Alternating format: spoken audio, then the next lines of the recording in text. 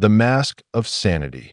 The fluorescent lights of Florida State Prison hummed with their characteristic mechanical drone as the camera equipment was positioned carefully in the small, sterile interview room. It was January 1989, and outside these concrete walls, protesters held vigil with candles while others celebrated with signs reading, "Burn, Bundy, burn."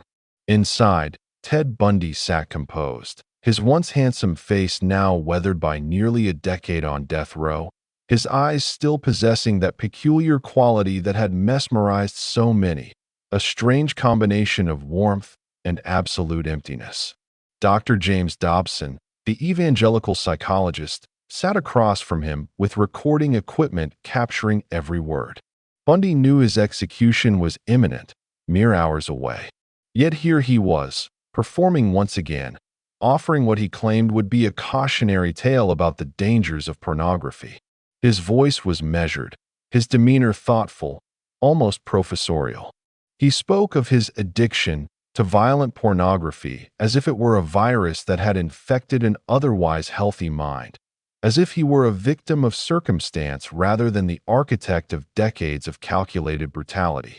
This was Theodore Robert Bundy in his final act, the charming law student, the articulate intellectual, the man who could have been anything, offering explanations, justifications, a narrative that cast him as something other than what he truly was. Even facing death, he could not resist the performance. Even at the end, the mask remained partially in place. But what was beneath that mask?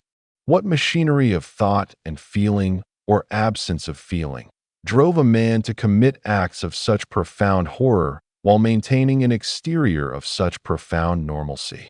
How does a human being fracture so completely that they can volunteer at a suicide prevention hotline one evening and hunt for victims the next? How does someone develop the capacity to look into another person's eyes, to hear their pleas for mercy, to feel their struggle for life, and derive pleasure from extinguishing it? These are not comfortable questions. They force us to confront unsettling truths about the human mind, about the thin line between civilization and savagery, about the masks we all wear and the darkness that might exist behind them. Ted Bundy represents something that deeply disturbs our collective sense of security. The monster who doesn't look like a monster, the predator who wears the face of the boy next door, the killer who could sit beside you at a political campaign rally or help you carry your groceries and reveal nothing of the horror within. The story of Ted Bundy is not simply the story of a serial killer. It is a case study in the darkest possibilities of human psychology, a lens through which we can examine the nature of evil itself. It challenges our assumptions about what evil looks like, how it develops, and whether we can truly identify it when it's standing right in front of us, smiling.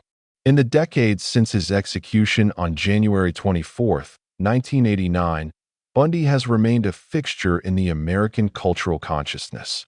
His name has become synonymous with a particular type of killer, the educated, charming, seemingly normal individual who leads a double life of unimaginable brutality.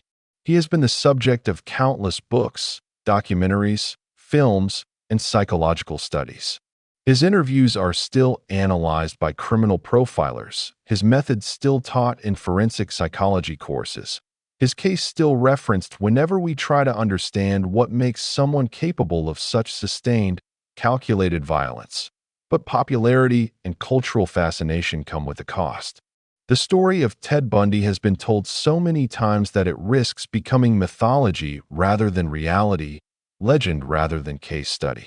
The focus on his charm and intelligence, real though these qualities were, can obscure the victims, can make us forget that behind the fascinating psychology were real women whose lives were stolen, families whose worlds were shattered, communities left traumatized by senseless violence. More troublingly, the romanticization of Bundy, the fan letters he received, the women who pursued relationships with him even after his convictions, the modern social media posts calling him hot or expressing attraction to him, reveals something deeply disturbing about our culture's relationship with violence and celebrity. It demonstrates how easily we can be seduced by surface presentation, how the same charm that allowed Bundy to lure victims continues to work its dark magic decades after his death. This script aims to do something different. Rather than contributing to the mythology, we will attempt to dissect it. Rather than focusing on the sensational details of the crimes themselves, the horror of which speaks for itself, we will delve into the psychology that made them possible. We will examine Ted Bundy not as a monster from a horror film, but as a human being whose development went catastrophically wrong, whose psychology represents an extreme endpoint on spectrums of narcissism, antisocial behavior, and sexual deviance that exist, in lesser forms, throughout the population. Our framework will be clinical but not cold, psychological but not detached. We will draw on the extensive interviews Bundy gave to investigators, psychologists, and journalists, particularly those conducted by FBI Special Agent Bill Hagmaier, Detective Robert Keppel, and journalists Stephen Michaud and Hugh Ainsworth. We will examine the scholarly literature on psychopathy, antisocial personality disorder, sexual sadism, and narcissistic pathology. We will consider the developmental trajectory from troubled childhood through brutal adulthood. And we will attempt to understand not just what Bundy did, but why. Insofar as why can ever fully explain the inexplicable, we will also grapple with the uncomfortable truth that understanding is not excusing. To seek psychological explanations for Bundy's behavior is not to diminish his responsibility for it, not to suggest that childhood trauma or personality disorders remove agency or culpability. Bundy made choices, thousands of choices over many years, that led to the deaths of at least 30 women and likely many more.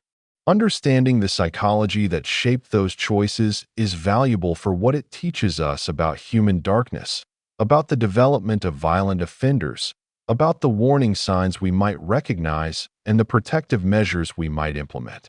But understanding must never slide into sympathy. The women Bundy killed were daughters, sisters, friends, students with futures ahead of them. Linda and Healy, Donna Gail Manson, Susan Rancourt, Roberta Kathleen Parks, Brenda Ball, Georgianne Hawkins, Janice Ott, Denise Naslund, Carol Valenzuela, Melissa Smith, Laura Am, Deborah Kent, Karen Campbell, Julie Cunningham, Denise Liverson, Melanie Cooley, Lynette Culver, Susan Curtis, Margaret Bowman, Lisa Levy, Kathy Kleiner, Karen Chandler, Cheryl Thomas, Kimberly Leach. These names, these lives, must never be forgotten in our fascination with their killer. The structure of this exploration will be both chronological and thematic. We will trace Bundy's development from childhood through execution, examining how the various factors, biological, psychological, social, combine to create someone capable of sustained predatory violence. But we will also pause to analyze specific psychological phenomena in depth, the development of the false self, the mechanics of compartmentalization, the psychology of the hunt, the narcissist's relationship with performance and perception. That we will examine the scientific literature on psychopathy and consider where Bundy fits within various diagnostic frameworks. We will look at brain structure and neurological factors that might contribute to violent behavior. We will consider the role of fantasy, pornography, and sexual development in shaping his particular pathology. We will analyze his relationships with family, with romantic partners, with victims, and what they reveal about his capacity for genuine human connection. And finally, we will confront the broader cultural questions that Bundy raises. Why are we so fascinated by serial killers? What does the charming killer archetype reveal about our vulnerabilities? How do we reconcile the human capacity for both connection and cruelty? What responsibility do we bear as a society for creating the conditions in which such violence becomes possible? The story of Ted Bundy is ultimately a story about masks and what they conceal. It is about the performance of normalcy by someone for whom normalcy was not a felt reality, but a carefully studied role. It is about the vast gulf that can exist between surface presentation and interior truth. And it is about the terrible consequences when that gulf goes unrecognized until it is far, far too late. As we begin this journey into the darkest recesses of human psychology, it's worth remembering what Bundy himself said to investigators shortly before his execution, in a rare moment when the mask slipped slightly. "I'm the most cold-blooded son of a bitch you'll ever meet." In that moment of brutal honesty, stripped of the explanations and justifications and performances, we catch a glimpse of what was really there behind the charm. A void where empathy should have been, a coldness at the core that no amount of psychological analysis can fully explain, only describe.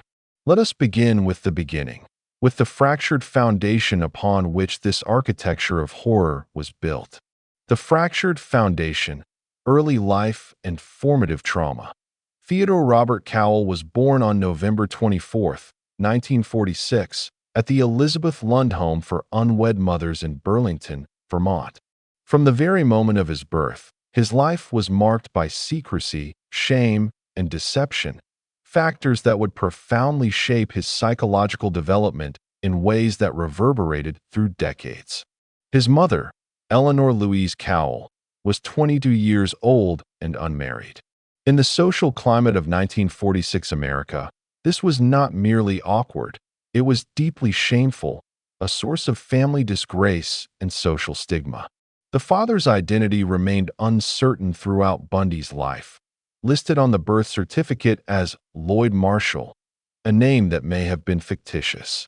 Eleanor later claimed the father was a sailor named Jack Worthington who had abandoned her, but some family members suspected the father might have been Eleanor's own father, a whisper of incest that was never confirmed but hung over Bundy's origins like a dark cloud.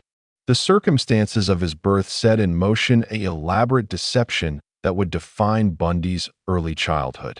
Rather than face social condemnation in their small-town Vermont community, Eleanor's parents, Samuel and Eleanor Cowell, concocted a plan. They would raise the child as their own, allowing their daughter to be presented as his older sister rather than his mother. For the first several years of his life, Ted Bundy believed his grandparents were his parents and his mother was his sister. This deception, intended to protect the family from shame, created a foundational instability in young Ted's understanding of identity and truth. Attachment theory, developed by psychologist John Bowlby and expanded by Mary Ainsworth, emphasizes the critical importance of stable, honest, and nurturing early relationships in shaping a child's capacity for emotional regulation, trust, and empathy. The bond between infant and primary caregiver, typically the mother, creates an internal working model that influences all subsequent relationships and self-concept. For Ted, this foundational relationship was built on a lie. The person he bonded with as mother was actually his grandmother, a woman reportedly prone to depression and periodic hospitalization for psychological issues. His biological mother was present but in the wrong role, unable to fulfill her natural maternal function while maintaining the deception. This created what psychologists call a disorganized attachment, a situation where the child cannot develop a coherent strategy for seeking comfort and security because the caregiving environment itself is incoherent. But the instability went deeper than the lie about his parentage.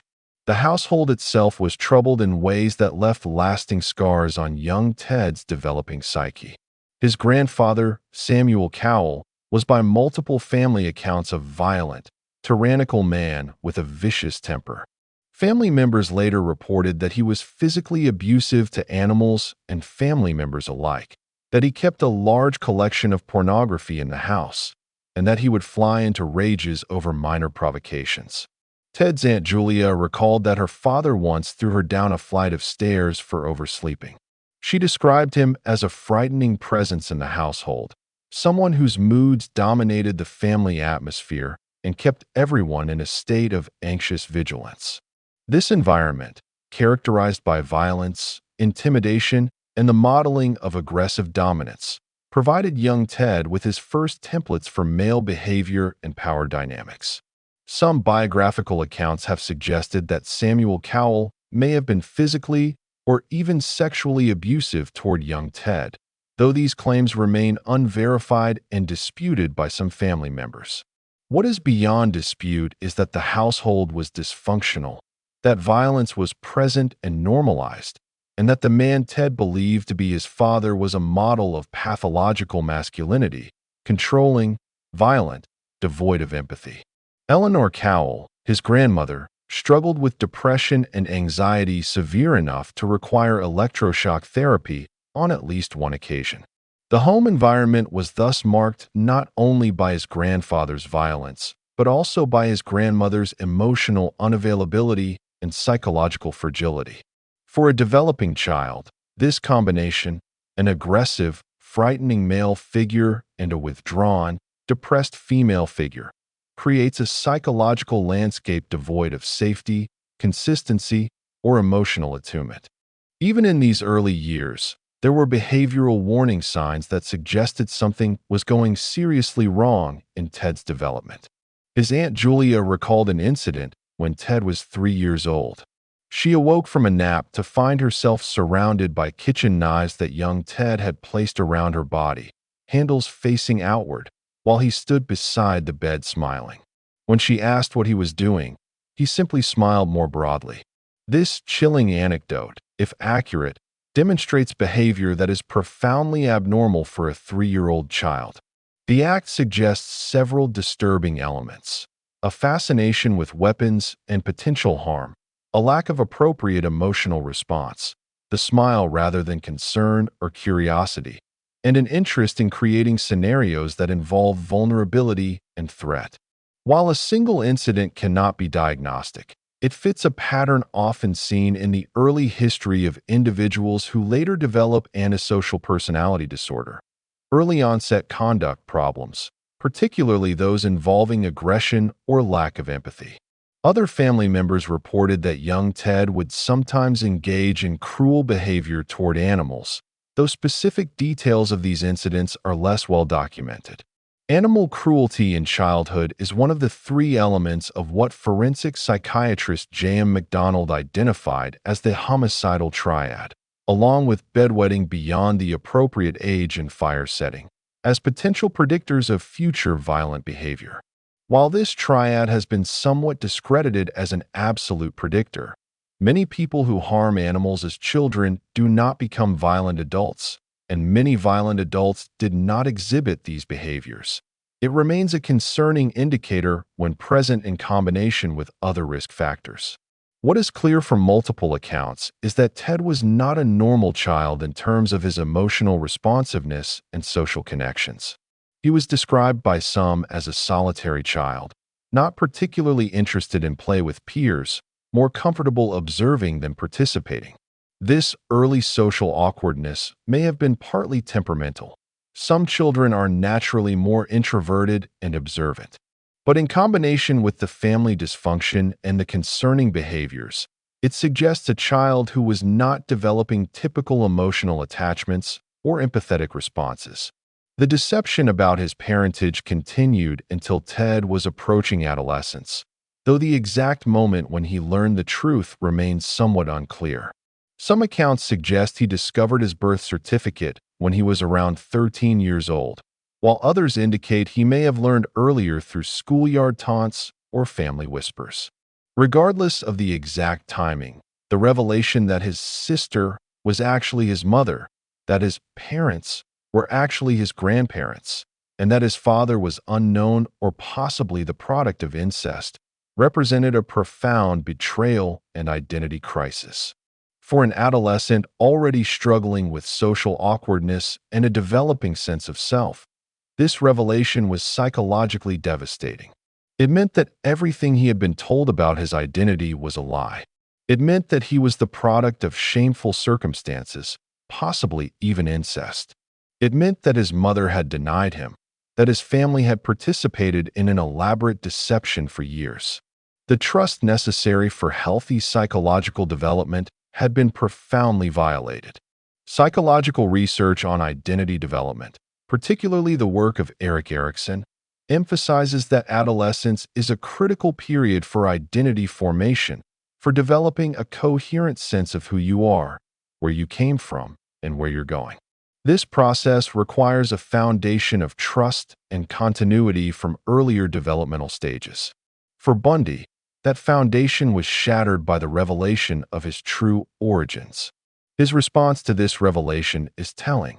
Rather than confronting the family, processing the emotions, or seeking clarification and connection, Ted appears to have internalized the shame and doubled down on the construction of a false self.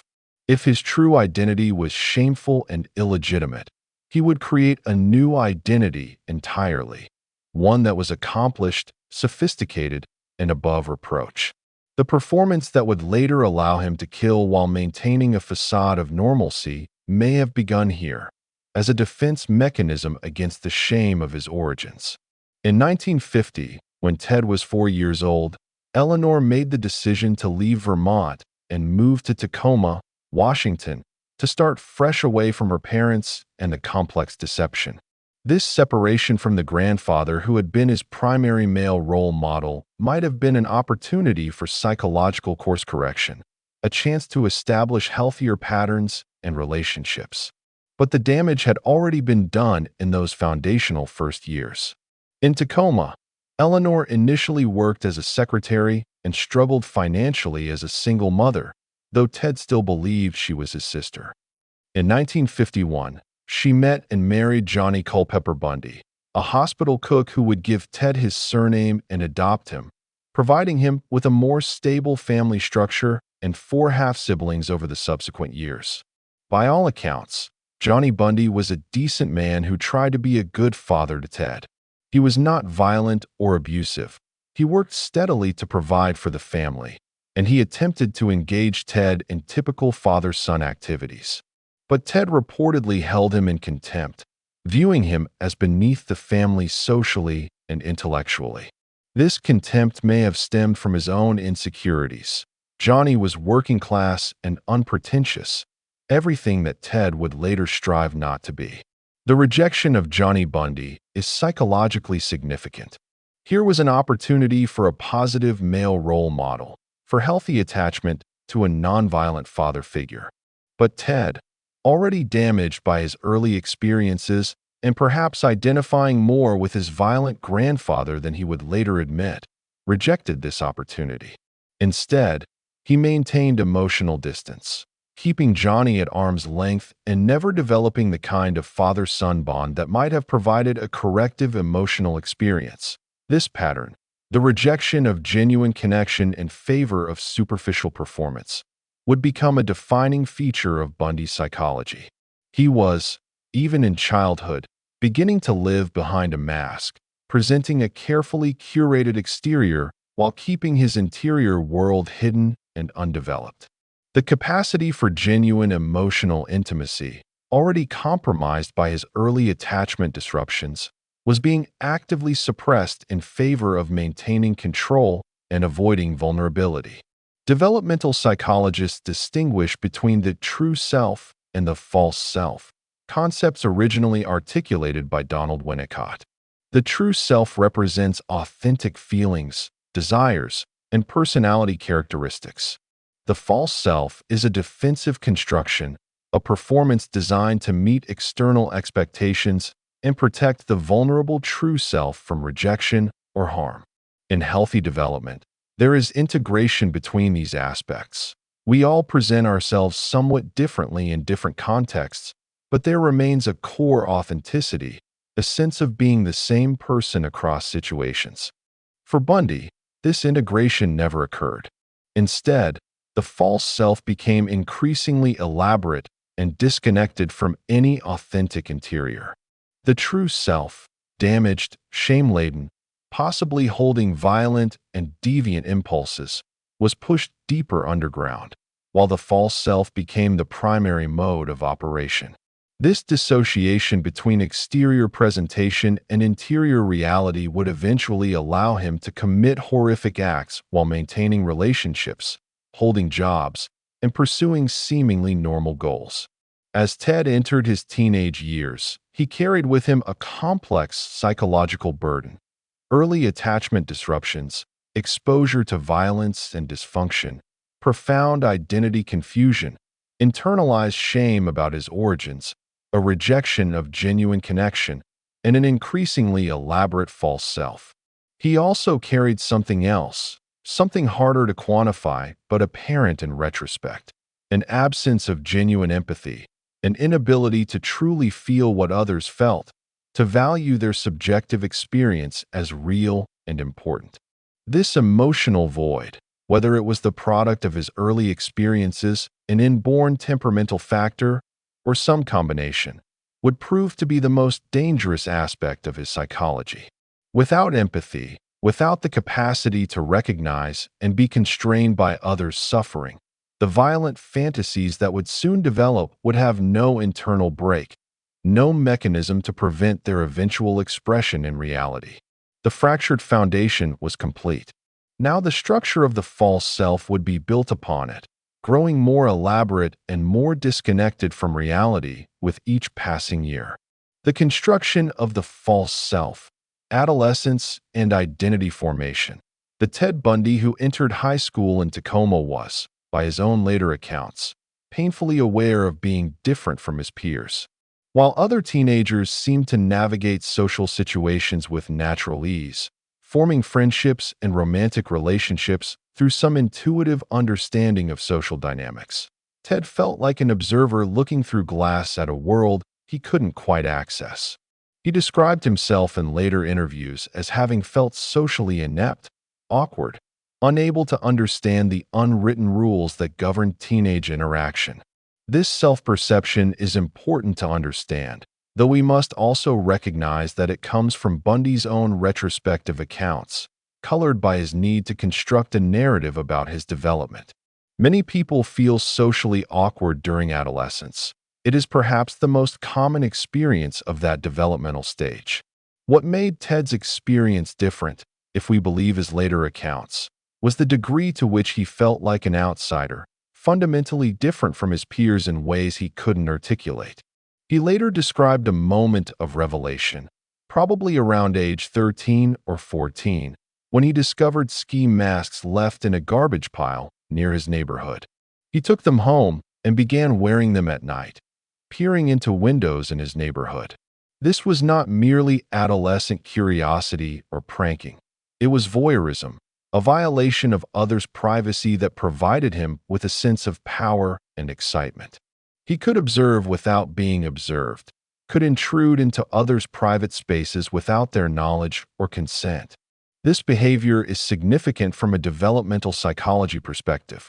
Voyeurism in adolescence, particularly when it is persistent and provides significant arousal, can be an early indicator of developing paraphilias, sexual interests that focus on non-consenting participants or unusual objects/situations.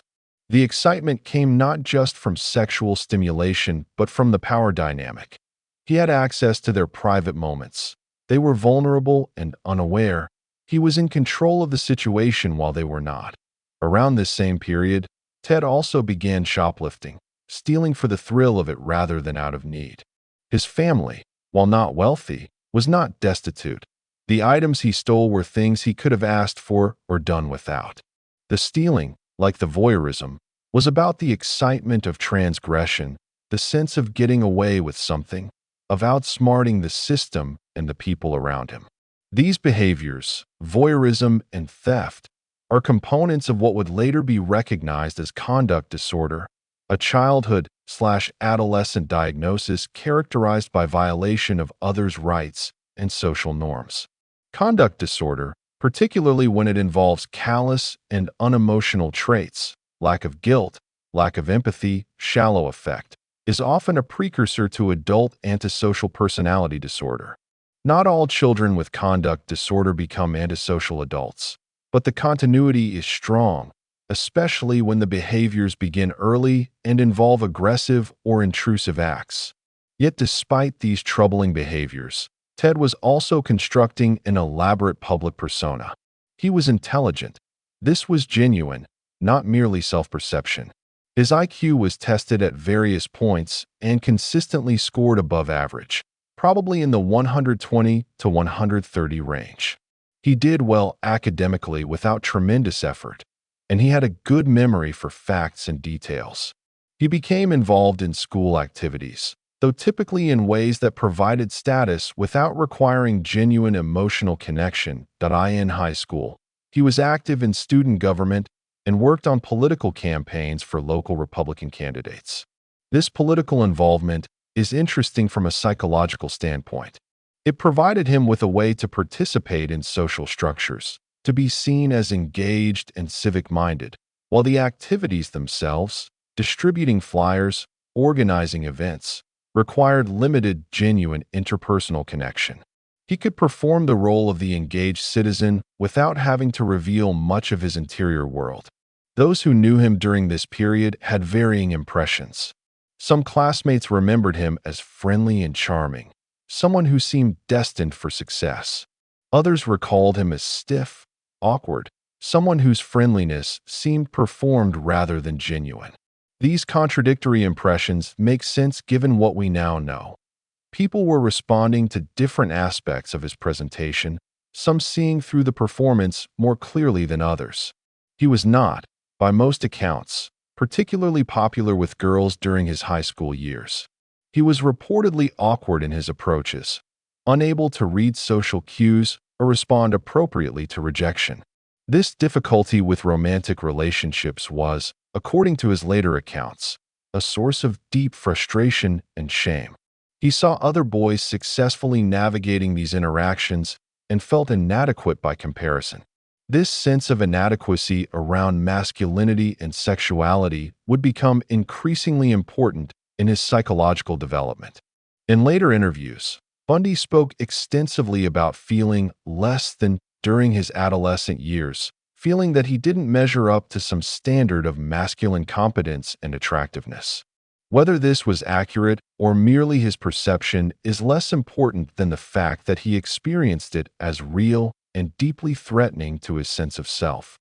Psychologists who study narcissistic personality development have identified what they call narcissistic injury, experiences that threaten the individual's grandiose self-concept and trigger intense shame and rage. For someone with fragile self-esteem and poor emotional regulation, these injuries can be devastating and can motivate compensatory behaviors designed to restore the sense of superiority and control. For Bundy, the perceived failures with women, the awkward approaches, the rejections, the sense of being less desirable than other males, represented significant narcissistic injuries. His response would be to construct an increasingly elaborate false self, a performance of masculine competence and sophistication that would eventually become convincing enough to attract the partners he desired. But beneath the performance, the rage at these injuries remained, festering and growing. After graduating from high school in 1965, Bundy enrolled at the University of Puget Sound, then transferred to the University of Washington in 1966. He initially struggled to find direction, changing his major several times, uncertain what he wanted to do with his life. During this period, the gap between his public presentation and his private reality continued to widen. In public, he was increasingly skilled at presenting himself as sophisticated and educated. He dressed well, spoke articulately, cultivated an interest in topics, law, politics, psychology, that signaled intelligence and ambition. He developed what would later be described as considerable charm, an ability to make people feel at ease, to present himself as trustworthy and engaging. But privately, his deviant behaviors were escalating. The voyeurism continued and probably intensified. He later suggested to interviewers that during this period he was increasingly consumed by violent sexual fantasies, though he was careful never to provide too many specific details. He claimed that pornography, particularly violent pornography, played a significant role in shaping these fantasies, though investigators and psychologists have debated how much weight to give these claims versus seeing them as self-serving attempts to shift responsibility. What is clear is that by his late teens, and early 20s, Bundy was living a profoundly compartmentalized life. There was the public Ted, charming, ambitious, engaged in mainstream activities like political campaigns and university clubs. And there was the private Ted, consumed by deviant sexual fantasies, engaging in voyeuristic behaviors, stealing, and nursing a growing rage against women who represented both his desire and his perceived inadequacy. This compartmentalization is a hallmark of certain personality disorders, particularly those involving significant antisocial features. The individual develops separate modules of self that operate independently, with different rules and different emotional valences. The public self follows social norms, behaves conventionally, and experiences superficial social emotions like pride or embarrassment. The private self follows only its own desires, recognizes no moral constraints, and experiences emotions primarily related to power, control, and gratification. The psychological mechanism that allows this compartmentalization is dissociation, a splitting of consciousness that prevents the integration of different aspects of experience. While everyone dissociates to some degree, daydreaming, highway hypnosis, getting absorbed in a movie, pathological dissociation involves a more profound disconnection between aspects of self that should be integrated.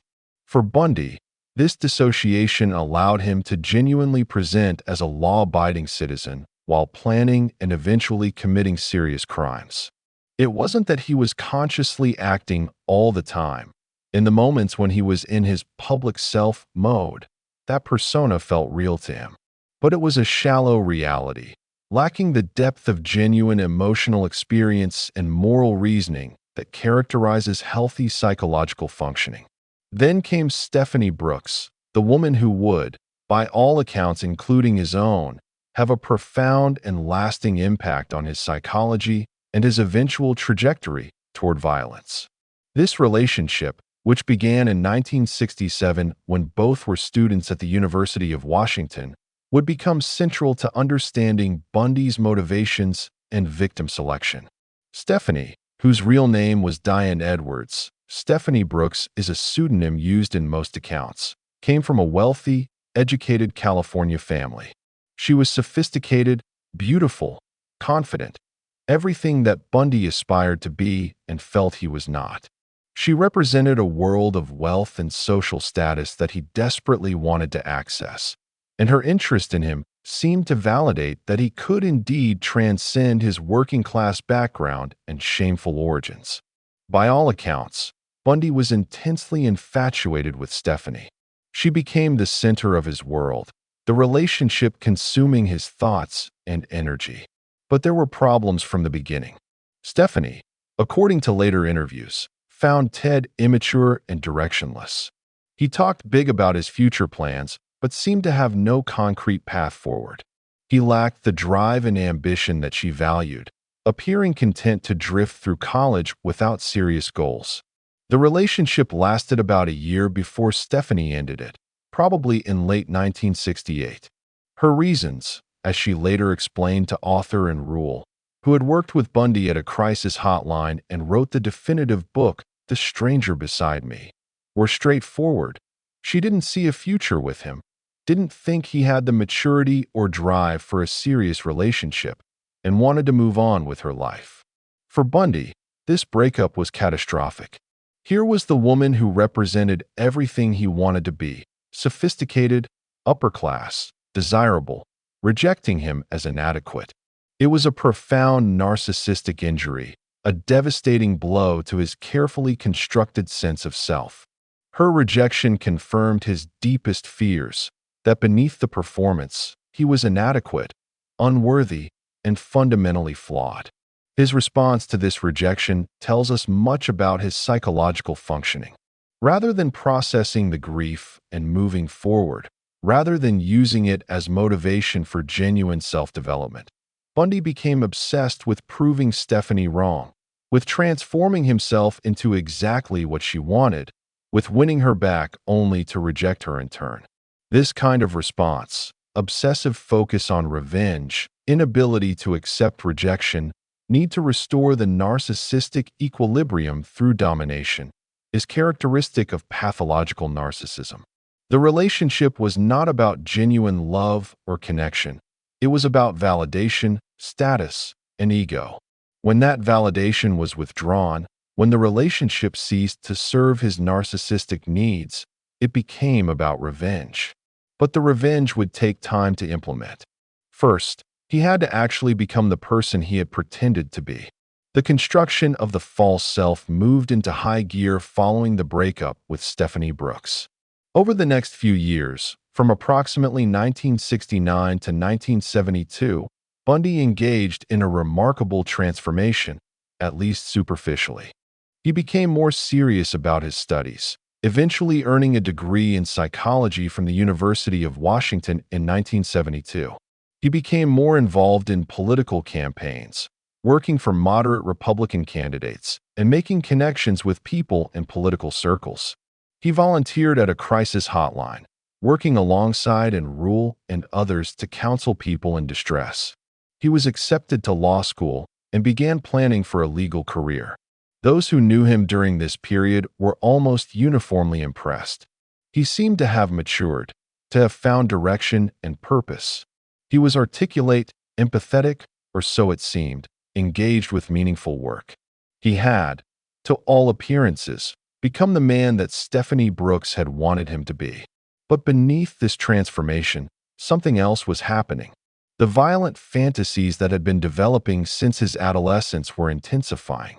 His later accounts suggest that by the early 1970s, he was spending significant time planning and fantasizing about abduction and murder. The voyeurism continued. And critically, he was beginning to follow women, to stalk them, to move from fantasy toward action. The psychological progression from fantasy to action in serial violent offenders has been studied extensively.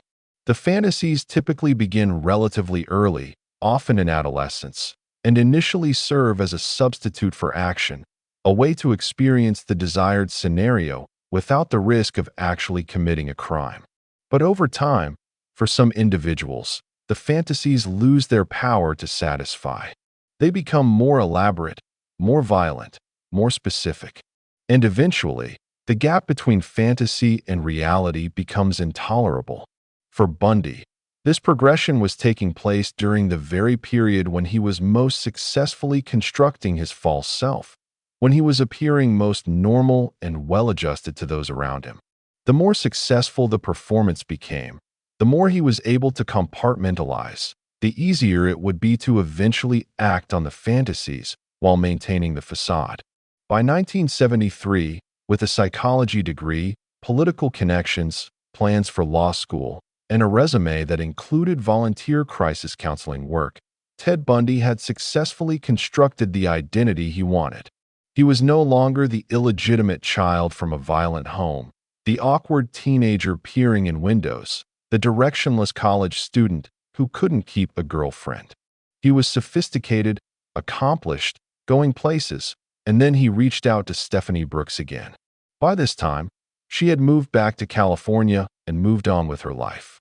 But Bundy, with his new persona firmly in place, began to pursue her again.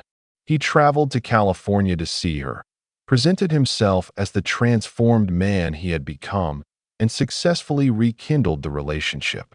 For several months in 1973, they dated again. But this time was different. This time, Bundy was in control.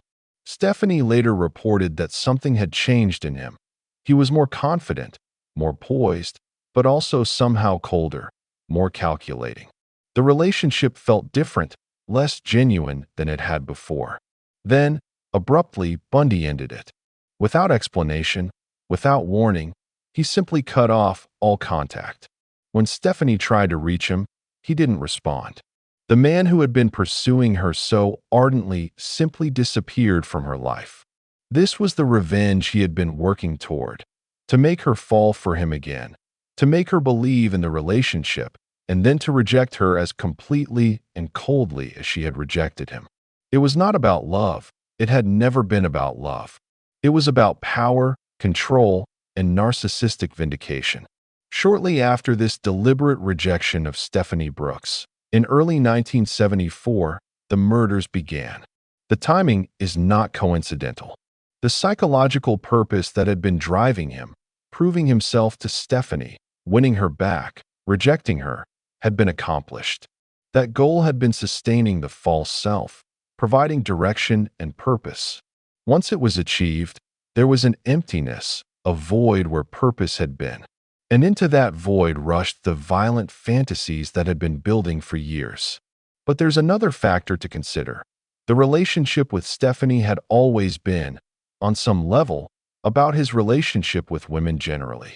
She represented all the women who had rejected him, all the female attractiveness and desirability that he coveted but felt excluded from, all the narcissistic injuries he had suffered in the realm of sexuality and romance. By seducing and then coldly rejecting her, he had enacted a kind of symbolic revenge against womanhood itself. But symbolic revenge was not enough.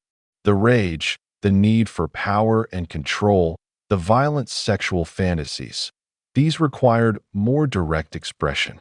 The women he would soon begin hunting bore a striking resemblance to Stephanie Brooks. Young, attractive, with long dark hair parted in the middle. They represented the type of woman who had made him feel inadequate, who had rejected him, who had the power to wound his narcissism. Through violence, he would reverse the power dynamic completely. They would no longer be the ones with power. He would. They would no longer be able to reject him. He would be the one who decided their fate. The compartmentalization was complete. The false self could continue its public performance while the true self, twisted and rage-filled and devoid of empathy, finally found expression. The construction of the false self was finished. Now came the transformation from fantasy to action, from potential to actuality, from psychological disturbance to monstrous reality. The transformation from fantasy to action. The transition from violent fantasy to violent action is one of the most critical and least understood aspects of serial offender psychology. Most people have dark or aggressive fantasies at some point in their lives, fleeting thoughts of violence born from anger or frustration. The vast majority never act on these thoughts. They remain contained within the realm of imagination, constrained by empathy, fear of consequences, moral values, or simple inertia. What distinguishes those who remain at the fantasy level from those who cross into action? This question has occupied forensic psychologists and criminal profilers for decades, and while there are no simple answers, the case of Ted Bundy provides important insights into this critical transformation. By his own account to FBI investigators, particularly in his extensive interviews with Special Agent Bill Hagmaier during his final years on death row, Bundy had been harboring violent sexual fantasies since at least his mid-teens. These fantasies initially featured women in distress or danger, scenarios where he imagined himself in positions of power over vulnerable females. Over time, the fantasies evolved to include explicit violence, sexual assault, and murder. For years, these remained fantasies. He supplemented them with voyeurism, peering into women's windows, following women from a distance, consuming pornography, particularly detective magazines from the 1960s and 70s that featured lurid depictions of women in peril. But he did not act on the most violent elements of his fantasy life. Then something changed. The exact trigger moment is impossible to pinpoint with certainty, but the timeline suggests it occurred shortly after his calculated rejection of Stephanie Brooks in late 1973 or early 1974. Psychologically, this makes sense. The relationship with Stephanie had been providing structure and purpose, a goal to work toward, a way to channel his narcissistic needs into something that appeared productive. Once that goal was achieved and the relationship ended, there was a void. Moreover, the act of coldly manipulating and rejecting Stephanie may have provided a taste of the power and control he craved, but it was ultimately unsatisfying. She was alive, intact, able to move on with her life. The injury he had inflicted was psychological and limited. The fantasies that had been building for years required more complete domination, more total control. Criminal profilers have identified what they call triggering events that can precipitate the transition from fantasy to action in violent offenders. These events might include relationship breakups, job losses, other forms of rejection or humiliation, substance abuse escalation, or sometimes simply the cumulative effect of fantasy rehearsal that makes the barrier to action progressively lower. For Bundy, the Stephanie rejection likely served as both an accomplishment, narcissistic vindication, and a trigger, removal of structure and escalation of power needs. Additionally, by early 1974, he was approaching his late 20s, the age range when serial killers often begin their active offending. The combination of psychological factors, biographical circumstances, and developmental timing created conditions ripe for the transformation. The first murder attributed to Bundy, though he never officially confessed to it, likely occurred in January 1974. The victim was an unnamed woman, possibly Joni Lenz, who was attacked in her basement apartment near the University of Washington campus on January 4, 1974, but survived with severe injuries. If this was Bundy's first actual attack, it's telling that the victim survived. First attacks by serial offenders are often less successful than later ones because the offender is still learning, still figuring out the practical realities that fantasy didn't prepare them for. Joni Lenz was found unconscious in her bed, brutally beaten with a metal rod from her bed frame. The rod had also been sexually assaulted into her. She survived but had no memory of the attack, having been struck while sleeping. The level of violence, the rage expressed in the beating, suggests an attacker who was simultaneously excited and enraged, experiencing the power of domination while also expressing fury at the female body itself. If this was Bundy, and the evidence suggests it likely was given the proximity to his apartment and the victim profile, then it represents his first crossing of the threshold from fantasy to reality. And it must have been simultaneously exhilarating and unsatisfying. Exhilarating because he had finally acted on the impulses that had been building for years. Unsatisfying because the victim survived, and thus the fantasy of complete domination and control remained unfulfilled. 4 weeks later, on February 1st, 1974, Linda and Healy disappeared from her basement bedroom in the same neighborhood. Linda was a 21-year-old psychology major and radio announcer, attractive with long brown hair parted in the middle, fitting the Stephanie Brooks type perfectly. Her roommates discovered she was missing when she didn't wake for work. Her bed was made, but blood was found on her pillow and nightgown.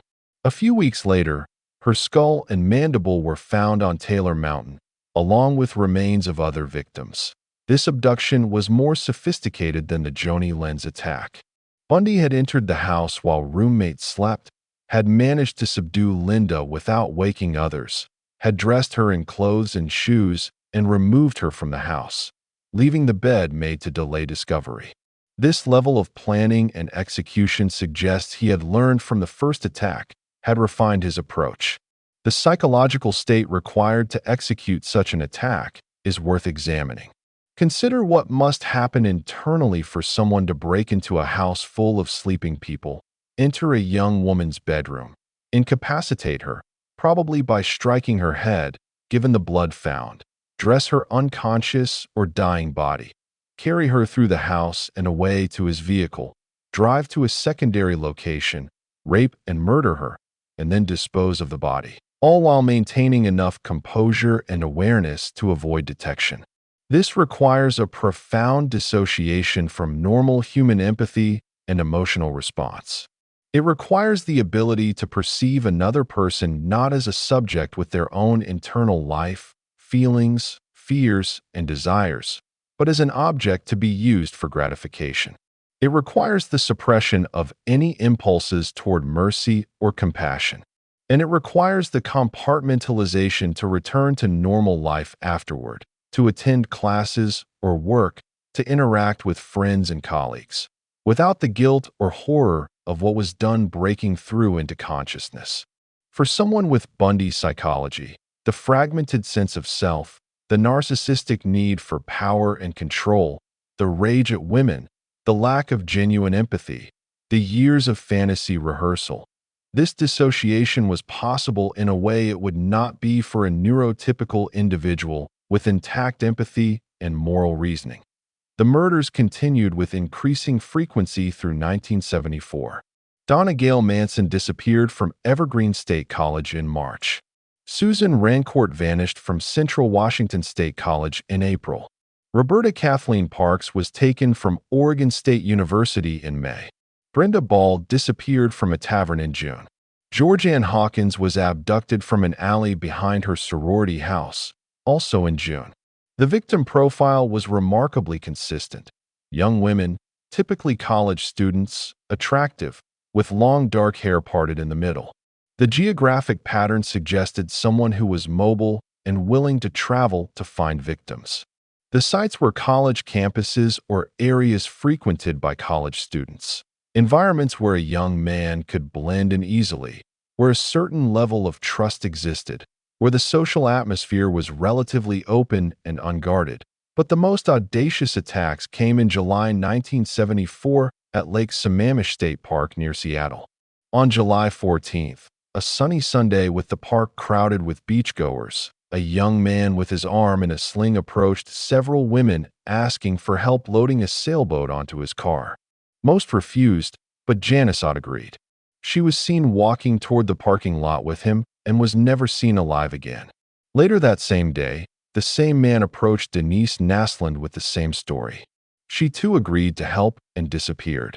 Multiple witnesses reported seeing the man with the sling, described him as attractive and charming, noted that he introduced himself as Ted. One witness helped him with the sailboat only to discover there was no sailboat. The man laughed it off as a miscommunication and walked away. This daylight abduction of two women from a crowded public place within hours of each other represents a significant escalation in boldness and risk-taking. It also provides crucial psychological insight. The thrill Bundy derived from these crimes was not solely from the violence itself, but also from the hunt, the manipulation, the sense of operating undetected among normal people who had no idea what he was. The fake cast or sling became one of his signature techniques, a brilliant piece of social engineering that exploited people's natural empathy and desire to help someone apparently disabled.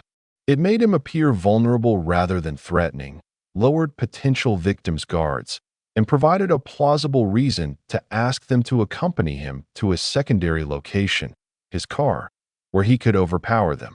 The psychology of the ruse is particularly interesting. It required him to perform vulnerability, to present himself as needing help rather than offering it. This performance appealed to potential victims' empathetic instincts while masking his predatory intentions. It was another form of the false self, another mask, but this one explicitly designed for predation. The success of this technique across multiple victims demonstrates Bundy's understanding of human psychology, his ability to manipulate social expectations and emotional responses. He had studied psychology in college, had worked at a crisis hotline counseling people in distress, and he applied this knowledge in the service of identifying and exploiting vulnerabilities. After the Lake Sammamish disappearances, police had multiple witness descriptions of Ted. Artist sketches were circulated, and the name Ted Bundy was actually called in as a possible suspect by several people who knew him, including his girlfriend Meg Anders, whose real name was Elizabeth Klopfer, and in Rule.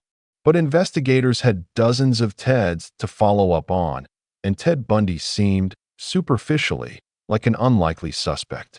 He had no criminal record beyond minor theft charges from his youth. He was in law school. He volunteered at a crisis hotline. He had connections with respectable people in politics. This is another crucial aspect of how Bundy was able to continue killing for so long. The false self he had so carefully constructed served as camouflage, making him appear to be the opposite of what he actually was. When police interviewed him following the tips, he was cooperative, charming, seemingly open, exactly what an innocent person would be, and exactly what investigators would not expect from a serial killer. But the pressure was building in Washington, the publicity was intense, and Bundy made the decision to leave the area. In the fall of 1974, he moved to Salt Lake City to attend law school at the University of Utah. This move might have been partly motivated by the heat in Seattle, but it was also consistent with his larger life plans. He genuinely did want to become a lawyer, wanted to achieve the status and success that identity would bring. The move also provided fresh hunting grounds where he was unknown and where his previous crimes would not immediately be connected to new ones.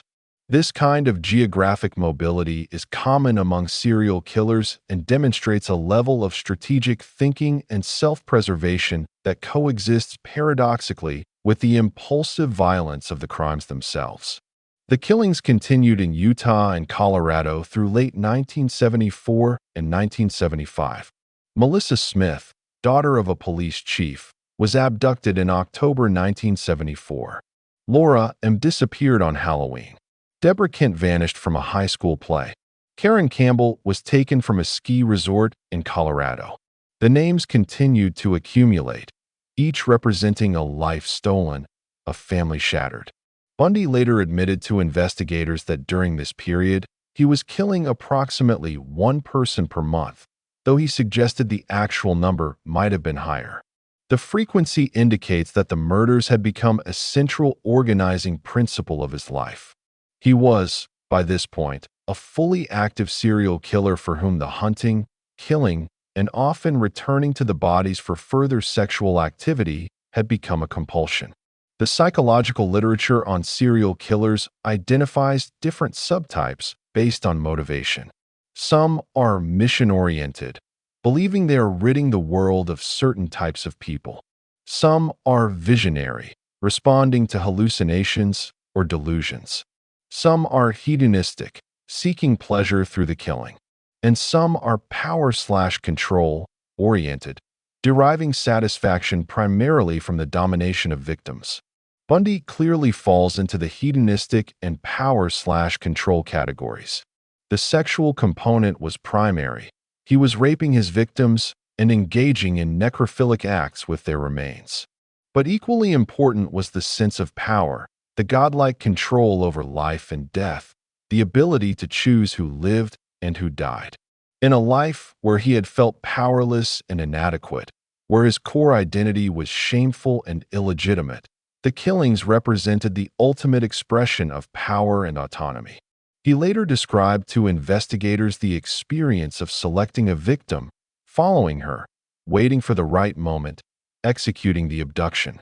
He talked about the rising excitement, the heightened awareness, the sense of being fully alive in those moments. For someone who otherwise lived behind a mask, disconnected from genuine feeling, these were the moments when he felt most real, most himself. But there was also, buried in his accounts, evidence of the shame and horror that he could not entirely suppress. He described elaborate rituals of denial, driving away from crime scenes and trying to convince himself it hadn't happened, or that it had happened to someone else, or that the victim wasn't really real. He described periods of determination to stop, promises to himself that the last one would be the last one. These glimpses of internal conflict are important. They suggest that even for someone as psychologically damaged as Bundy, there remains some residual awareness that what he was doing was monstrous, some fragment of normal conscience that had to be repeatedly suppressed and overridden. The compartmentalization was not perfect. The monster and the man knew about each other, even if they couldn't coexist in consciousness simultaneously. This internal conflict may explain some of the pattern in his killings. There would be periods of intense activity, multiple victims in quick succession, followed by periods of relative quiescence where he would throw himself into his law studies or his relationships, perhaps trying to reassert the false self and suppress the predatory compulsions. But the fantasies would build again, the need for that feeling of power and aliveness would grow, and the hunting would resume. By August 1975, Bundy had killed at least 15 women, though the actual number was likely higher. He had refined his techniques, learned from mistakes, grown bolder. He was, in the language of criminal profiling, a highly organized, mission-oriented offender with a specific victim type and well-developed hunting patterns. He was also, inevitably, making mistakes. Despite his intelligence and planning, despite the compartmentalization that allowed him to appear normal, the sheer frequency of his offending meant that eventually patterns would emerge, evidence would accumulate, and luck would run out. That moment came on August 16, 1975, in a seemingly routine traffic stop that would finally begin to unravel the carefully constructed false self and expose the monster beneath.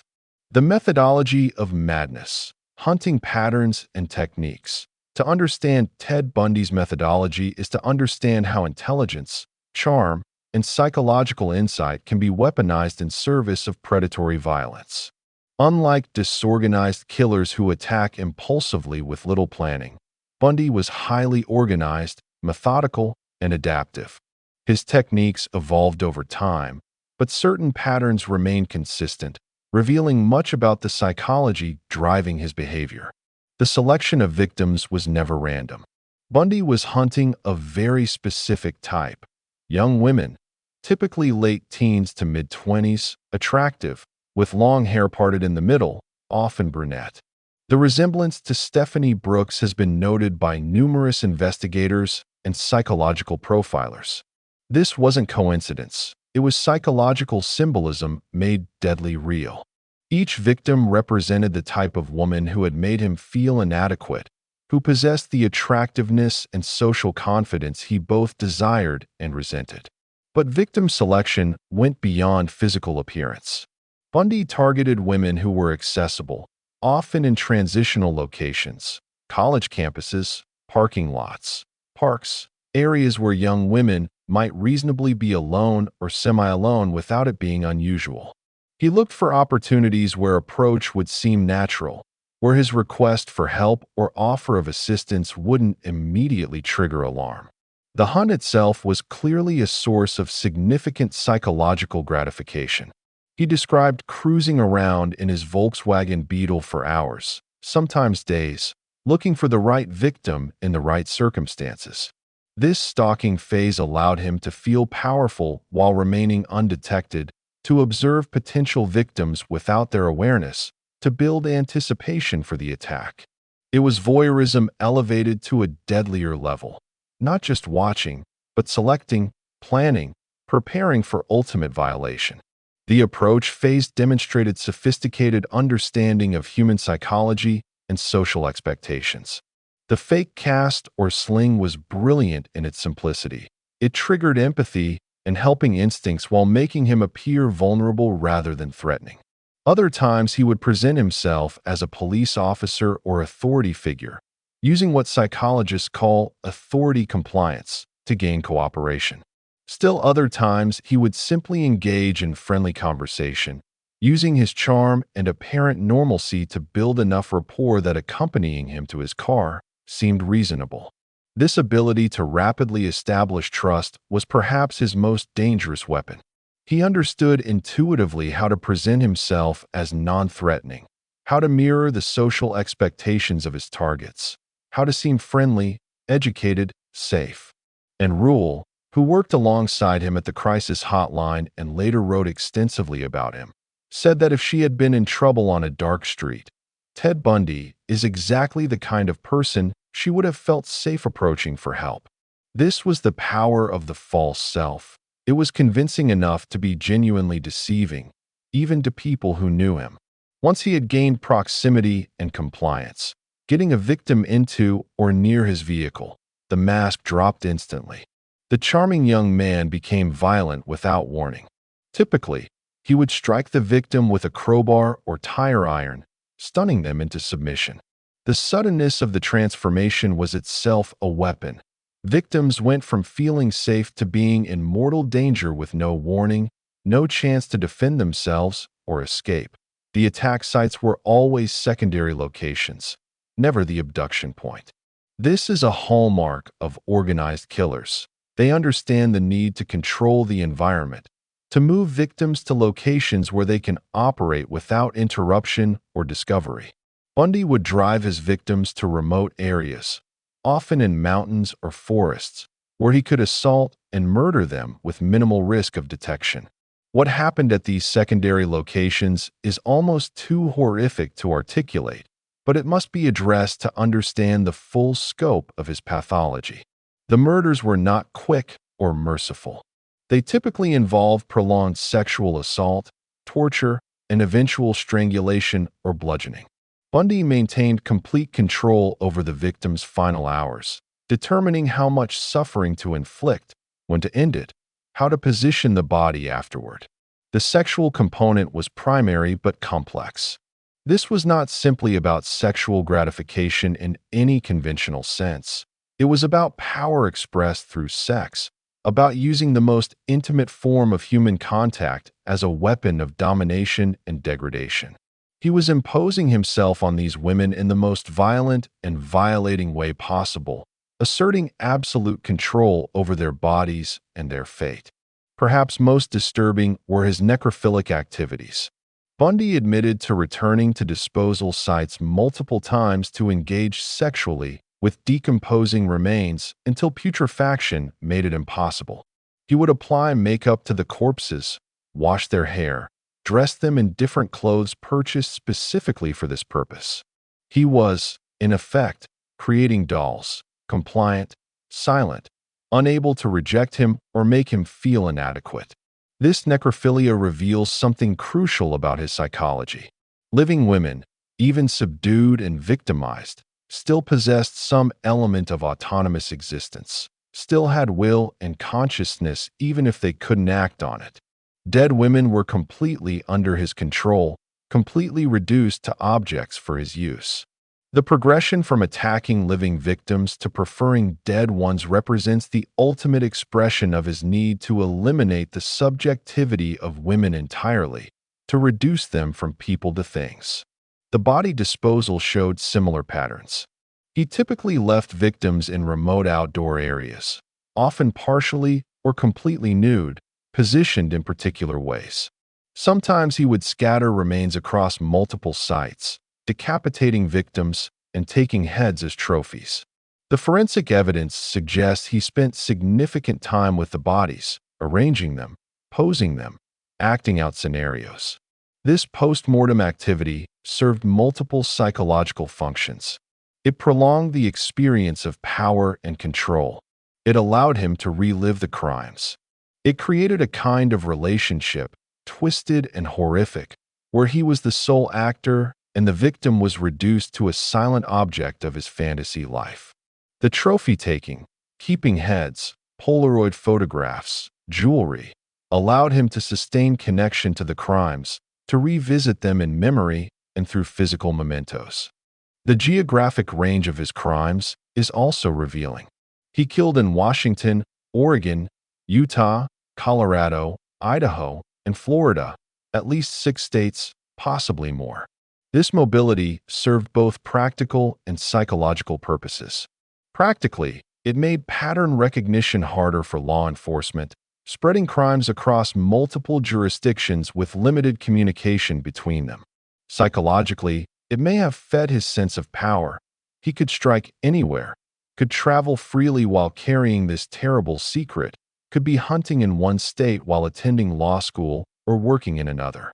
Within each geographic area, he often selected victim locations near his home, work, or school. This suggests that the hunting was opportunistic to some degree, integrated into his daily routine. He would cruise familiar areas looking for opportunities, applying the same attention and focus that another person might give to shopping or running errands. The murders were not separate from his life. They were woven into it, one more activity in his daily schedule. The compartmentalization required to maintain this dual existence cannot be overstated. On any given day, Bundy might attend law classes, study with classmates, meet with his girlfriend Meg Anders, and then drive around hunting for victims. The transition between these different modes of existence apparently occurred without visible struggle or inconsistency. Those who knew him during his most active killing periods consistently describe him as normal, friendly, sometimes stressed by law school, but otherwise unremarkable. This ability to switch between the public self and the predatory self suggests a profound dissociation, a splitting of consciousness that allowed different aspects of his psychology to operate independently. The public self genuinely was focused on law school, career advancement, maintaining relationships. It wasn't pure deception, it was one module of a fragmented psyche. The predatory self existed in parallel, focused entirely on hunting, violence, and the satisfaction of sadistic urges. The question that haunted investigators was how many victims there really were. Bundy eventually confessed to 30 murders, providing enough detail about specific cases to be credible. But he also hinted that the real number was higher, playing games with investigators, providing information gradually in exchange for stays of execution. Some estimates based on his movements, unidentified remains found in his disposal areas, and unsolved disappearances put the number potentially as high as 100 or more. We will never know the true count. What we do know is that the methodical nature of his crimes, the frequency of offending during his most active periods, and the geographic range suggest a predator who had fully integrated killing into his lifestyle, who had become practiced and efficient at the mechanics of abduction and murder. His mistakes, when they came, were revealing. The Lake Sammamish abductions in broad daylight with multiple witnesses showed growing boldness and risk-taking, classic signs of escalation in serial offenders. He was not content with the careful, secretive kills anymore. He wanted the thrill of operating in plain sight, of demonstrating his superiority by succeeding despite the risks. Similarly, his continuing to use his real first name, Ted, at Lake Sammamish suggests a narcissistic need for recognition, an unconscious desire to leave a signature. The false self wanted to remain hidden, but some part of him, the narcissistic part that needed acknowledgement of his cleverness and power, wanted people to know it was him, wanted credit for his accomplishments, twisted though they were. The techniques also evolved in response to experience. Early attacks like Joni Lenz were less sophisticated, more overtly violent. Later abductions showed more finesse, better planning, more effective ruses, cleaner execution. He was learning, refining his methodology, becoming more effective as a predator. This evolution is common among serial killers. They learn from each crime, adjust techniques, identify what works and what creates unnecessary risk. But no amount of intelligence or careful planning could compensate for the fundamental reality that each crime created evidence, each abduction provided potential witnesses, each body disposal left forensic traces. The sheer volume of offending meant that patterns would eventually emerge, that the net would eventually close. The methodology of his crimes reveals a mind that was simultaneously intelligent and deeply disordered, capable of complex planning and emotional analysis, while utterly lacking in empathy and moral constraint. He understood people well enough to manipulate them effectively, but he didn't experience them as fully real in the way that neurotypical individuals do. They were objects in his psychological landscape, means to an end, sources of gratification, but not genuine others worthy of moral consideration. This combination, high intelligence, sophisticated social skills, complete absence of empathy, is the signature of the psychopath. And it's what made Ted Bundy so effective as a predator and so dangerous to the women he encountered. He could be anyone: the helpful stranger, the friendly student, the boyfriend material, the future lawyer. The danger was invisible until it was too late. The performance of normalcy, dual lives, and deception. While Ted Bundy was hunting and murdering women with increasing frequency, he was simultaneously maintaining an elaborate facade of normalcy that convinced nearly everyone who knew him that he was not just innocent, but admirable. This sustained performance represents one of the most psychologically fascinating aspects of his case. The ability to compartmentalize so completely that the different aspects of his life operated in parallel, with apparently minimal leakage between them. In August 1969, Bundy had begun a relationship with Meg Anders, Elizabeth Klopfer, a divorce with a young daughter, whom he met at a bar in Seattle. This relationship would last, on and off, until his arrest in 1975, spanning the entire period of his most active killing.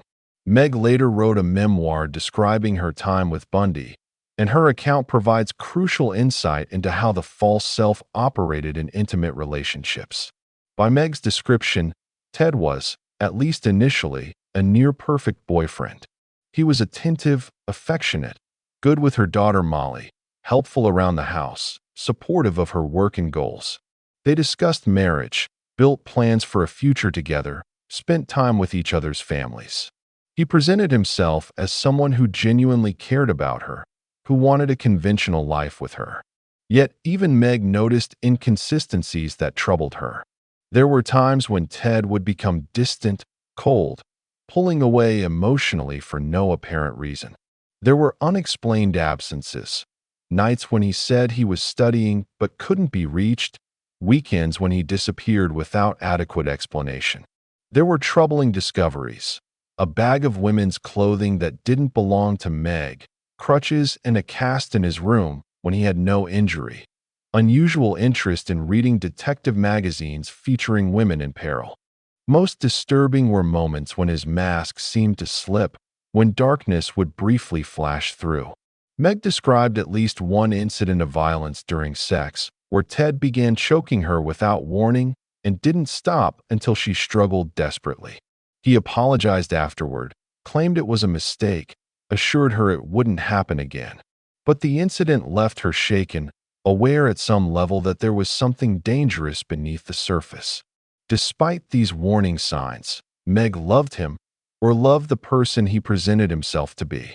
The false self was convincing enough, consistent enough, that the troubling moments could be rationalized, explained away, attributed to stress or misunderstanding. This speaks to the sophistication of Bundy's performance. It wasn't perfect, but it was good enough that people who wanted to believe in it, who had invested emotionally in the relationship, could overlook the inconsistencies. The relationship with Meg overlapped with his rekindled relationship with Stephanie Brooks in 1973, demonstrating his capacity for manipulation and deception even in intimate contexts. He was simultaneously pursuing Stephanie, maintaining his relationship with Meg, and beginning his killing spree. 3 parallel tracks of his life operating independently, each requiring different versions of the false self.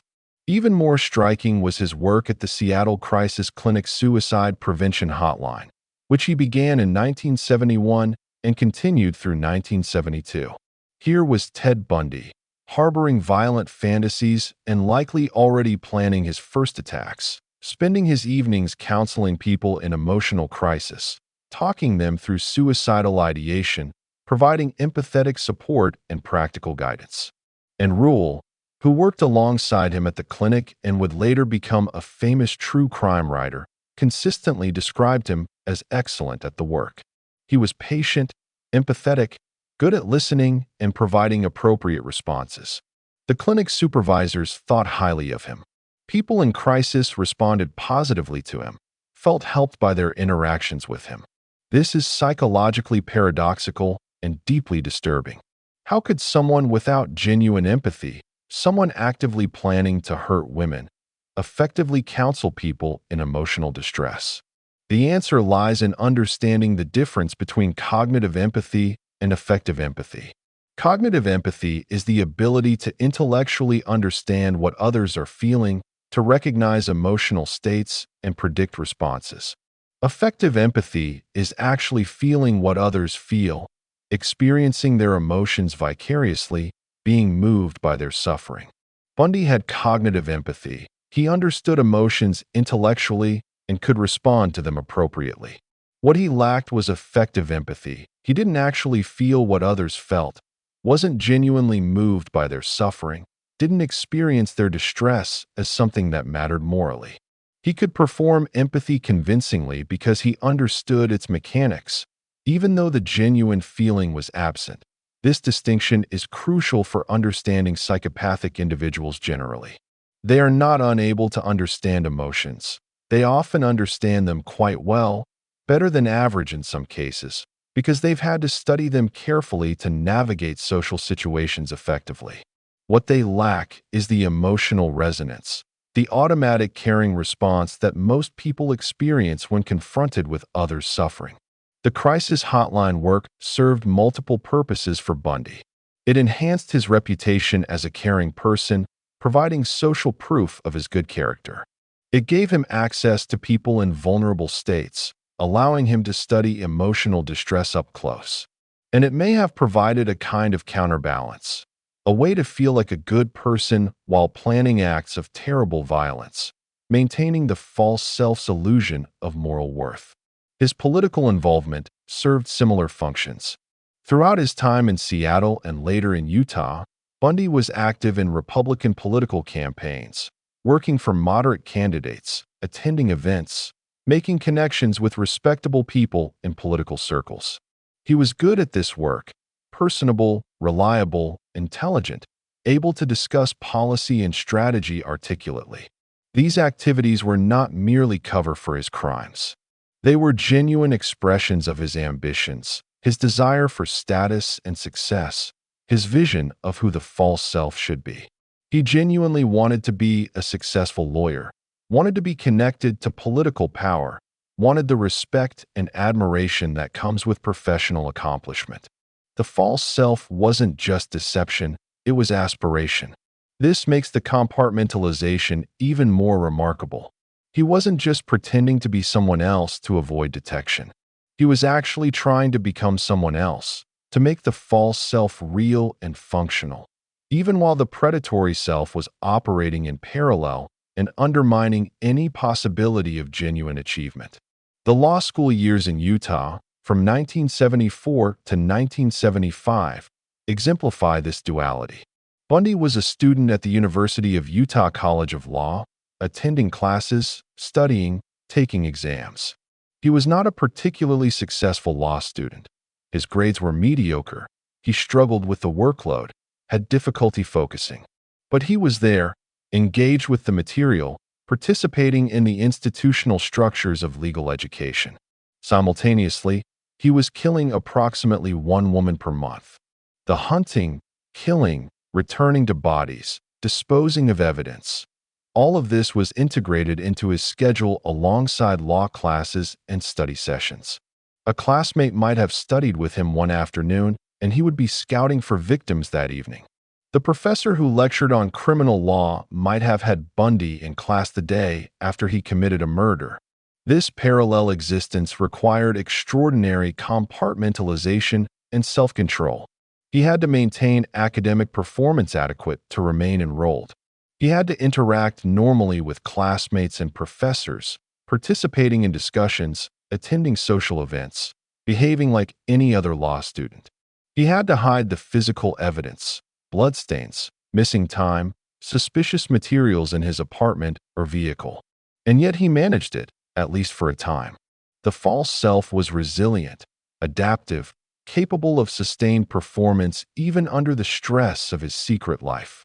This resilience suggests that the compartmentalization was not merely conscious deception, but something deeper, a genuine splitting of psychological functioning where different aspects of self could operate with functional independence. Friends and acquaintances from this period consistently expressed shock when later learning what he was doing. They remember a normal guy, maybe a bit intense or occasionally distant, but fundamentally someone like them, struggling through law school, dating, planning a career. The cognitive dissonance of reconciling those memories with the reality of his crimes remains difficult for many of them decades later. This is the power and danger of the sophisticated false self. It wasn't a thin disguise that would crack under scrutiny. It was elaborate, consistent, backed by genuine intelligence and social skills. It allowed Bundy to hide in plain sight, to be investigated and cleared, to be mentioned as a suspect and dismissed, because he simply didn't fit people's expectations of what a serial killer would be like. The performance was maintained through multiple mechanisms. There was conscious deception, lying about his whereabouts, hiding evidence, creating alibis. But there was also unconscious dissociation, genuinely not thinking about the crimes when operating in his public role, compartmentalizing memories and experiences so completely that they didn't intrude into consciousness during normal activities. There was also what psychologists call impression management, the careful curation of how he presented himself to others. Bundy was acutely aware of how he was being perceived and adjusted his behavior to create desired impressions. With Meg, he was the loving boyfriend. With and Rule and crisis clinic colleagues, he was the compassionate counselor. With political contacts, he was the ambitious young Republican. With law school peers, he was the serious student. Each of these roles was carefully calibrated to the audience and context.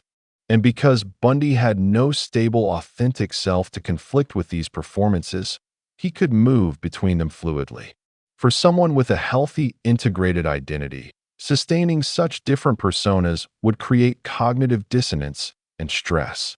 For Bundy, whose entire existence was performative, it was simply the way he operated. But the performance, however sophisticated, could not be perfect. There were leaks, moments when the compartmentalization failed, when elements of his secret life intruded into his public one. Meg's discovery of crutches and women's clothing, unaccounted for absences, unexplained possessions, moments of coldness or violence that broke through the charm. More subtly, there were psychological costs. The stress of maintaining such elaborate deception, of operating such a dangerous double life, manifested in various ways. Bundy reportedly suffered from insomnia, bouts of depression, periods of intense anxiety. His law school performance suffered not just from time spent killing, but from the cognitive load of compartmentalization. There were also moments of what might be interpreted as unconscious self-sabotage, times when he took unnecessary risks, left obvious clues, behaved in ways that invited suspicion.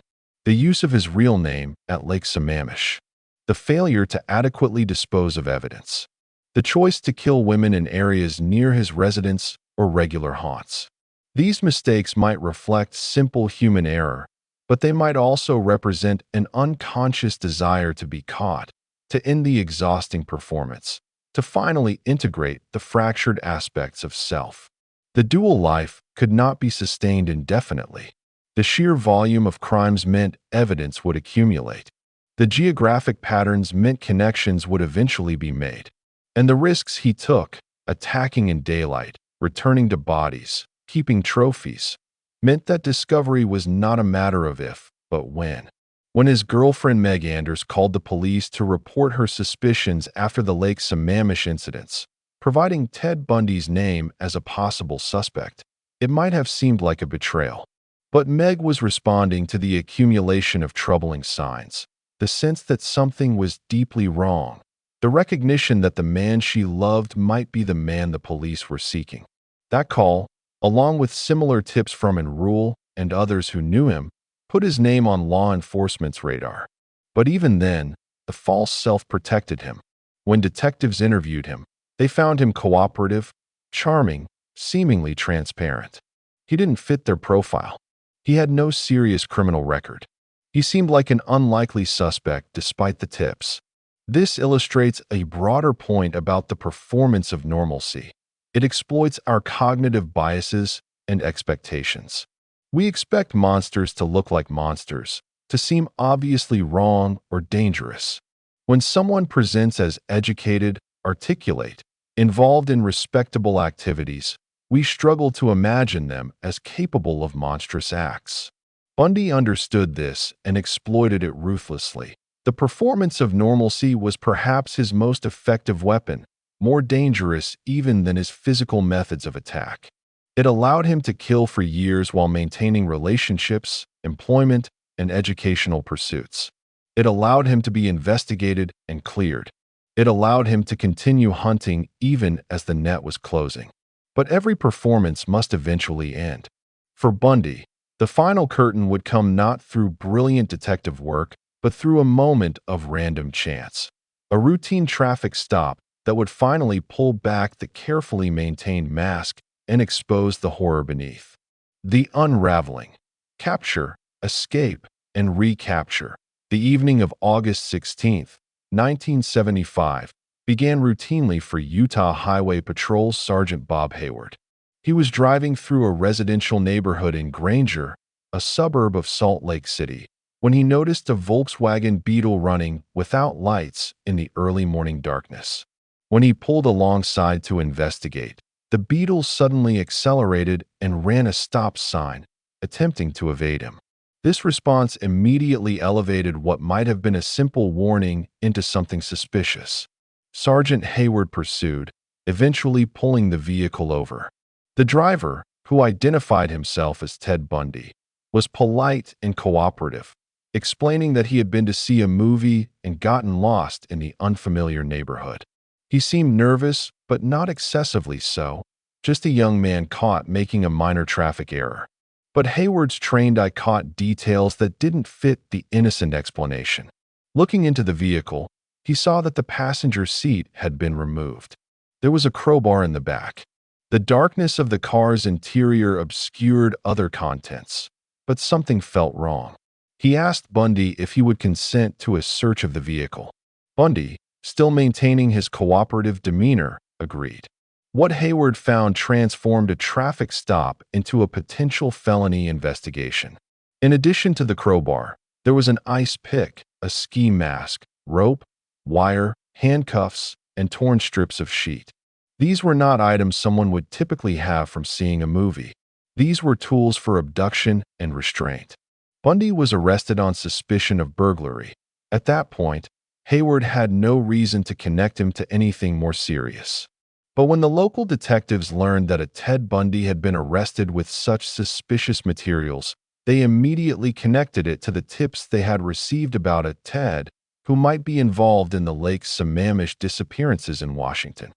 A search warrant for Bundy's apartment in Salt Lake City revealed more troubling items. Colorado ski resort brochures, road maps of Colorado with certain areas marked, and other materials that suggested he had been traveling extensively in the region where women had disappeared. His Volkswagen Beetle was impounded and subjected to forensic examination. The initial forensic results were limited. 1970s forensic science was far less sophisticated than modern DNA analysis and trace evidence detection. But investigators found hair samples that were microscopically consistent with some of the victims. They found bloodstains, though not enough for definitive typing. Most significantly, they began to piece together his movements and correlate them with disappearances across multiple states. The investigation that followed demonstrated both the strengths and weaknesses of mid-1970s law enforcement. On the positive side, detectives from multiple jurisdictions began communicating, sharing information about unsolved disappearances, comparing timelines and locations. They realized they might be dealing with a serial killer operating across state lines, a relatively new phenomenon that was challenging traditional investigative approaches. On the negative side, physical evidence was limited, forensic techniques were primitive by modern standards, and much of the case would depend on witness identification and circumstantial evidence. They needed to place Bundy at specific crime scenes or with specific victims. They needed witnesses who could identify him. They needed to build a case that would convince a jury beyond reasonable doubt. The break came from an unexpected source, Carol Duranch, a young woman who had survived an attempted abduction in Murray, Utah, in November 1974. She had been approached by a man claiming to be a police officer who told her someone had attempted to break into her car in a shopping mall parking lot. She agreed to accompany him to the police station to file a report. Once she was in his vehicle, a Volkswagen Beetle, he attempted to handcuff her. She struggled, and in the confusion, he managed to cuff only one wrist. When he pulled out a gun, She fought desperately, eventually opening the car door and tumbling out onto the highway, where a passing motorist helped her. The attacker fled. She reported the incident immediately, providing a detailed description of her attacker and his vehicle. When detectives showed Carol Durant a photo lineup that included Ted Bundy, she identified him as her attacker. This was the first direct evidence connecting Bundy to a violent crime. The identification wasn't perfect. She had been terrified during the attack, the lighting had been poor, memory can be unreliable. But it was enough, combined with the tools found in his car and his general match to the Lake Sammamish witness descriptions, to charge him. In March 1976, Bundy went on trial for the attempted kidnapping of Carol Durant. This was not a murder trial. Investigators had not yet assembled sufficient evidence to charge him with any of the homicides.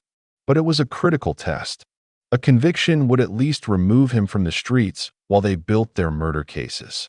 An acquittal would make those future prosecutions much more difficult. The trial was fascinating from a psychological standpoint because it forced Bundy into a role he had not anticipated: criminal defendant. All his careful construction of the false self, all his work to appear respectable and successful, was threatened by the very real possibility of conviction and imprisonment. His response revealed much about his psychology. Rather than showing appropriate concern or remorse, Bundy treated the trial almost as an intellectual exercise. He was intensely involved in his own defense, questioning witness testimony, researching case law, presenting himself as someone being railroaded by overzealous police. The false self was adapting, reframing the situation as persecution rather than justice. The jury convicted him on March 1, 1976. Judge Stuart Hansen sentenced him to 1 to 15 years in Utah State Prison. It was a relatively light sentence for attempted kidnapping, but it was enough to hold him while investigators built their more serious cases. The conviction had a profound psychological impact on Bundy. For the first time since childhood, he was stripped of his autonomy and freedom, placed under the control of others, unable to maintain his elaborate performance of normalcy. The prison environment was antithetical to the false self. Here, his education and charm meant little. His carefully curated appearance and manner couldn't protect him from the harsh realities of incarceration. But even in prison, Bundy continued to strategize, to plan, to look for angles and opportunities. When investigators from Colorado charged him with the murder of Karen Campbell, a woman who had disappeared from a ski resort in January 1975, he was transferred to Garfield County Jail in Colorado to await trial. This transfer would provide the opportunity he had been waiting for. The security at the Garfield County Jail was far less robust than the Utah prison. Bundy, always observant and intelligent, quickly identified weaknesses. He had been granted access to the jail's law library to prepare his defense, as was his right. Over several weeks, he used these unsupervised periods to plan an escape.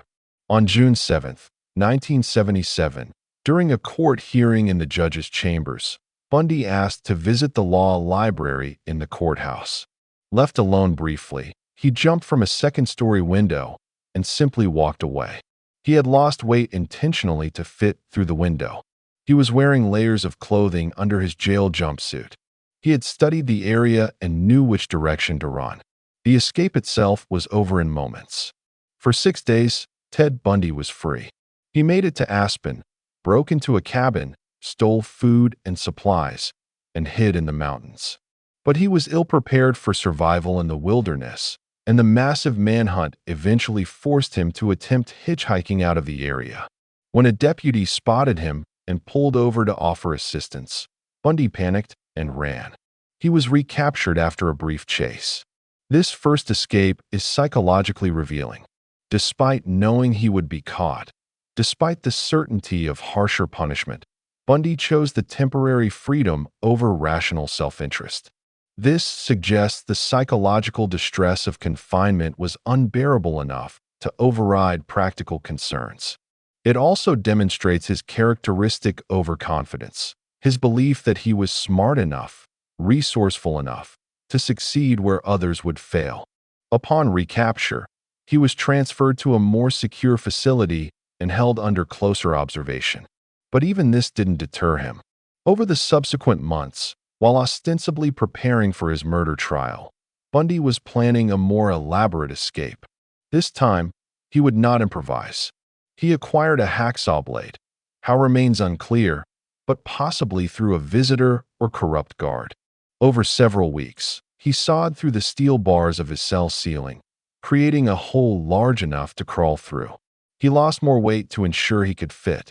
He studied the guard schedules and identified the optimal time for escape. On December 30th, 1977, Bundy executed his plan. He piled books and clothing under his blankets to simulate a sleeping figure, then crawled through the ceiling hole into the space above the cell block. He moved through the ceiling to the jailer's apartment, which was located above the jail, and emerged in the living room while the jailer and his wife were out. He simply walked out the front door. By the time guards discovered he was missing, Bundy had hours of head start. He made his way to Aspen, stole a car, and drove toward freedom. This time, he would not be recaptured quickly. This time, he had resources, plans, and determination not to return to custody. The psychological impact of this successful escape on Bundy was significant. He had proven, at least to himself, that he was smarter than the system, that his intelligence and planning could overcome institutional authority. The narcissistic satisfaction must have been immense. He was free, the false self could be reconstructed, and perhaps most dangerous of all, he could kill again. Bundy's route after the escape took him first to Chicago, then to Atlanta, and finally to Tallahassee, Florida. He arrived in early January 1978, found an apartment near Florida State University, and began attempting to reassemble some version of normal life. He was using stolen credit cards, living under a false identity, but trying to establish routines and blend into the college town environment. For a few weeks, he managed to maintain relative stability. He was cautious, keeping a low profile, trying to think through his next moves. But the internal pressures were building. The fantasies and urges that had driven his previous crimes had not been satisfied by his time in custody. If anything, they had intensified from the forced abstinence. On the night of January 14, 1978, just 2 weeks after his escape, Bundy entered the Chi Omega sorority house at Florida State University through a door that had been left unlocked. What happened over the next 15 minutes represents perhaps the most frenzied and violent attack of his criminal career. He entered the rooms of sleeping students, attacking them with a piece of firewood as they slept. Margaret Bowman, 21, and Lisa Levy, 20, were murdered, beaten to death in their beds. Kathy Kleiner and Karen Chandler survived severe injuries. The attack was swift, brutal, and left 4 women devastated in a matter of minutes. A witness saw Bundy leaving the sorority house, crouched and moving quickly. Another student heard the disturbances and discovered the crime scene, immediately calling for help. The Tallahassee Police Department responded to a scene of almost incomprehensible horror. 2 dead students, 2 severely injured, blood and chaos throughout the house. The violence of the Chi Omega attack differed from Bundy's previous pattern. His earlier murders, while brutal, had been carried out in private, with single victims, in controlled environments where he had time to act out his fantasies. The sorority house attack was frenzied, rapid, risky, and demonstrated a loss of control that had not characterized his previous crimes.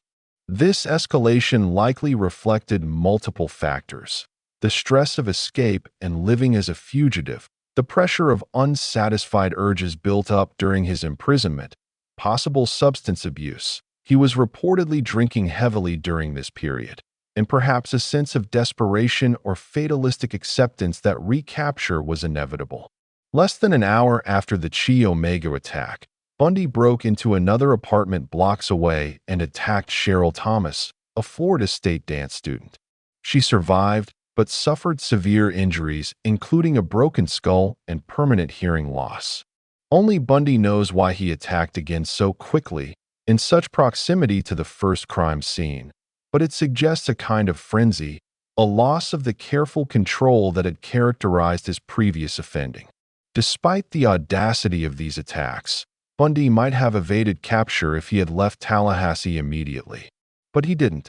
He remained in the area for weeks, living in his apartment, trying to maintain his low profile, perhaps believing he had been careful enough, smart enough, to avoid detection. His final victim was Kimberly Leach, a 12-year-old middle school student from Lake City, Florida. On February 9, 1978, Kimberly was abducted from her school in broad daylight. Witnesses saw a man in a white van acting suspiciously around the school. Kimberly's body was found weeks later in an abandoned pig shed, showing evidence of sexual assault and murder. This crime differed from Bundy's previous pattern and victim age. Kimberly was significantly younger than his typical targets. The abduction from a school in daylight demonstrated either desperation or a complete abandonment of caution. It suggested someone spiraling out of control, someone for whom the careful planning of previous crimes had given way to impulsive, high-risk offending. The end came on February 15, 1978, in Pensacola, Florida. A patrol officer named David Lee noticed a Volkswagen Beetle driving erratically and ran the license plates, discovering the car was stolen. When he attempted a traffic stop, the driver fled, leading to a brief pursuit. When finally stopped, the driver initially attempted to fight, but Lee subdued and handcuffed him. The driver had identification claiming he was Kenneth Meisner, but something seemed off. At the police station, as officers processed him, someone recognized him from wanted posters. This wasn't Kenneth Meisner. This was Ted Bundy, escaped murderer, one of the FBI's most wanted fugitives. The arrest ended his final period of freedom. There would be no more escapes, no more opportunities to reconstruct the false self and resume his predatory activities. The elaborate performance was over. Now would come trials, publicity, media circuses, and eventually, execution. But before the end, there would be one more performance, perhaps the most audacious of all. Ted Bundy would serve as his own attorney, cross-examining witnesses, arguing motions, presenting himself to the world as a brilliant legal mind unjustly accused. The false self would have one last chance to perform, and Bundy would seize it with both hands. The courtroom AS stage, self-representation and manipulation. When Ted Bundy went on trial for the Chi Omega murders in June 1979, he faced not just the possibility of conviction and execution, but something equally threatening to his psychological equilibrium: public exposure of his true nature. For someone whose entire adult life had been organized around maintaining an elaborate false self, the trial represented a crisis of identity and performance. His response was characteristically narcissistic and revealing. He would represent himself, transforming the courtroom into a stage where he could perform the role of his life, not as a defendant passively subjected to the justice system, but as a legal mastermind controlling his own destiny and demonstrating his intellectual superiority. Florida law allowed defendants to represent themselves if they were deemed competent to do so, though they would have standby counsel available. Bundy insisted on this right, despite the obvious risks. No reasonable legal strategy supported this decision. He had no legal training beyond his incomplete law school education. He was facing capital charges where life itself was at stake, and he would be arguing against experienced prosecutors with vast resources. But from a psychological standpoint, the decision was entirely consistent with his pathology. Self-representation allowed him to maintain the illusion of control in a situation where he was fundamentally powerless. It provided a public platform to demonstrate his intelligence and legal acumen. And it transformed the trial from a judgment of his actions into a performance where his charm and manipulation skills might still prevail. The trial was moved to Miami and began on June 25, 1979. From the opening moments, Bundy treated it as theater. He dressed impeccably in suits and ties. He spoke confidently and articulately.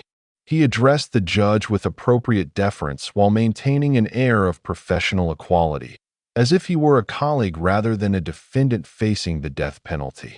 His cross-examination of witnesses revealed both his intelligence and his fundamental lack of understanding of his own situation.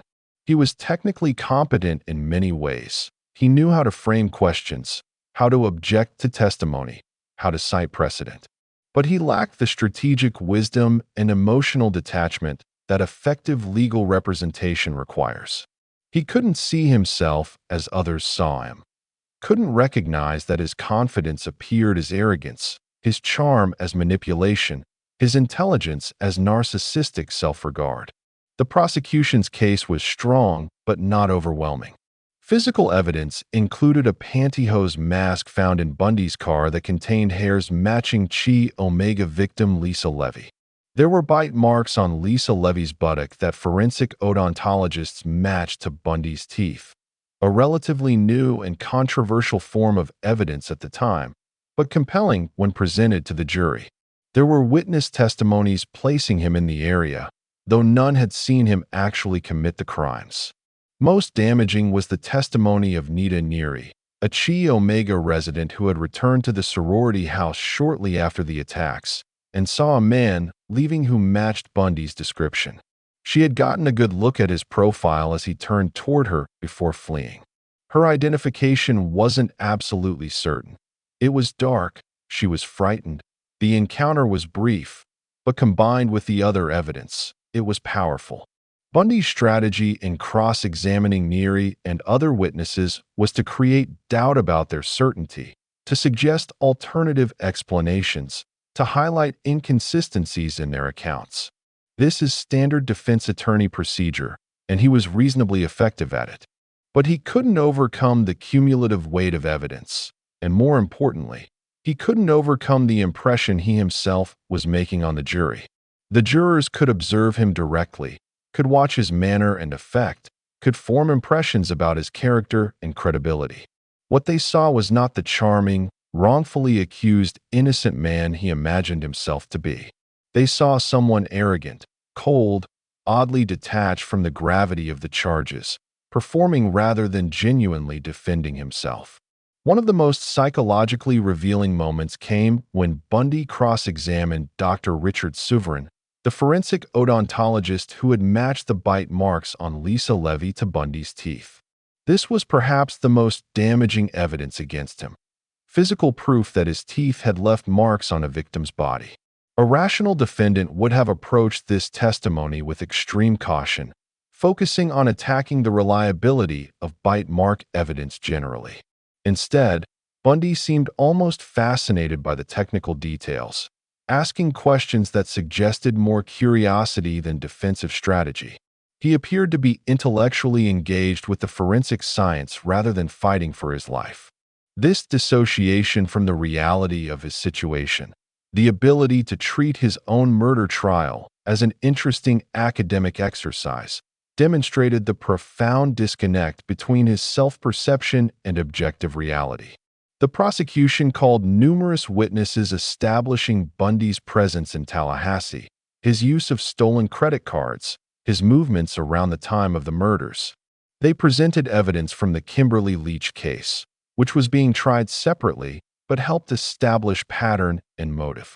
They built a methodical, comprehensive case that placed Bundy at the crime scenes and demonstrated means, motive, and opportunity. Bundy's defense was essentially that the evidence was circumstantial, that witnesses were mistaken, that he was being railroaded because he was a convenient suspect for multiple unsolved crimes. He presented no alibi, called few witnesses, offered no alternative theory of who actually committed the crimes. His entire defense rested on creating enough doubt to achieve acquittal, a strategy that might have worked with a more sympathetic defendant but had little chance given the evidence and his own presentation. Perhaps the most bizarre aspect of the trial was Bundy's proposal to Carroll and Boone, a former Washington state coworker who had become obsessed with him and moved to Florida to support him through the trial. Florida law at the time recognized a declaration of marriage in a court of law as legally binding. During Boone's testimony as a character witness for the defense, Bundy questioned her about their relationship, and they exchanged marriage vows right there in the courtroom before judge and jury. This moment demonstrates several aspects of Bundy's psychology. It was theatrical, a dramatic gesture designed to portray him as a normal man capable of love and commitment. It was manipulative, using Boone's devotion to create an impression of innocence who would marry a serial killer. And it was narcissistic, inserting a personal, romantic moment into his own murder trial, making the proceedings about his relationship rather than the evidence against him. The jury deliberated for less than 7 hours before returning guilty verdicts on all counts. 2 counts of first-degree murder for Margaret Bowman and Lisa Levy, and 3 counts of attempted murder for the survivors. The speed of the verdict suggested the evidence had been overwhelming and the defense ineffective. The penalty phase, where the jury would decide whether to recommend death or life imprisonment, followed immediately. Here, Bundy had an opportunity to humanize himself, to express remorse, to appeal to the jury's mercy. Instead, he doubled down on the performance. He presented evidence of his positive qualities, his work at the crisis hotline, his political involvement, his educational achievements. He called character witnesses who testified to his kindness and intelligence. He tried to present himself as someone who, despite the conviction, was fundamentally a good person who had value and deserved to live. But he offered no remorse, no acknowledgement of what he had done, no empathy for the victims or their families. The false self could not admit guilt without collapsing entirely, so instead it maintained the performance even in the face of conviction and possible execution. The jury recommended death. Judge Edward Coward, in pronouncing sentence, made a statement that has become famous for its bizarre sympathy toward Bundy. "Take care of yourself, young man. I say that to you sincerely. Take care of yourself." It is an utter tragedy for this court to see such a total waste of humanity that I've experienced in this courtroom. You're a bright young man. You would have made a good lawyer, and I would have loved to have you practice in front of me, but you went another way, partner. This statement reflects how effectively the false self operated even in circumstances where its failure should have been complete. Here was a judge who had just sentenced Bundy to death for brutal murders. Yet he was expressing genuine regret at the waste of Bundy's potential, complimenting his intelligence and legal skills, treating him almost as a wayward colleague rather than a serial killer. The second trial, for the murder of Kimberly Leach, began in January 1980 in Orlando. This time, Bundy allowed his attorneys to take a more active role, though he remained involved in the defense strategy. The evidence was again strong. Witness testimony placing him near the school when Kimberly disappeared, forensic evidence linking him to the victim and the crime scene, his possession of a stolen VIN matching the description of the vehicle seen at the school. The defense strategy focused on attacking the forensic evidence and witness identifications, suggesting the investigation had been biased and the evidence contaminated. But again, the cumulative weight was overwhelming. The jury convicted him of first-degree murder and kidnapping. The penalty phase again resulted in a death sentence. Bundy's courtroom performances during these trials revealed the full complexity of his psychology. He was simultaneously brilliant and delusional, charming and transparent, genuinely skilled in some ways, and completely incompetent in others. He could analyze legal precedent and frame competent questions, but he couldn't read the jury or judge, couldn't recognize how his performance was being received.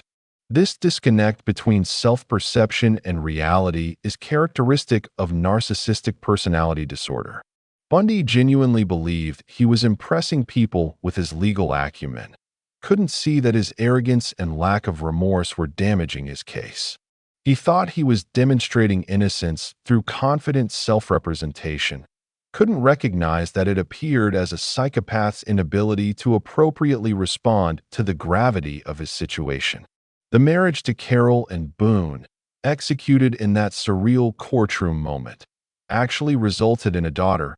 Boone became pregnant during conjugal visits that, amazingly, were allowed even for a death row inmate. This relationship, and Bundy's apparent capacity for some form of connection with Boone, has been used by some to argue that he wasn't completely devoid of normal human emotion. But the relationship is more accurately understood as another manifestation of his narcissistic needs. Boone idolized him, believed completely in his innocence, devoted herself entirely to his support. She provided unconditional validation, never challenged him, saw him exactly as the false self wanted to be seen. This wasn't genuine intimacy or love. It was narcissistic supply, the psychological fuel that narcissists require to maintain their grandiose self-concept. Following the convictions and death sentences, Bundy entered the appeals process, which would last for nearly a decade. During this time, he would give numerous interviews to investigators, psychologists, and journalists, always maintaining his innocence while simultaneously discussing the crimes in theoretical third-person terms, analyzing the psychology of serial killers as if he were an expert observer rather than one himself. The courtroom phase of Bundy's story demonstrates that even the most intelligent and charming psychopath ultimately cannot maintain the false self indefinitely when subjected to sustained scrutiny and institutional authority. The performance that had worked in social contexts, relationships, and professional settings failed in the courtroom not because it was any less skilled, but because the stakes were too high and the evidence too strong for manipulation alone to prevail. Yet, even in failure, even facing execution, Bundy couldn't abandon the performance. The false self was all he had. Without it, he would have to confront the void of his authentic self, the emptiness where genuine emotion and human connection should have been.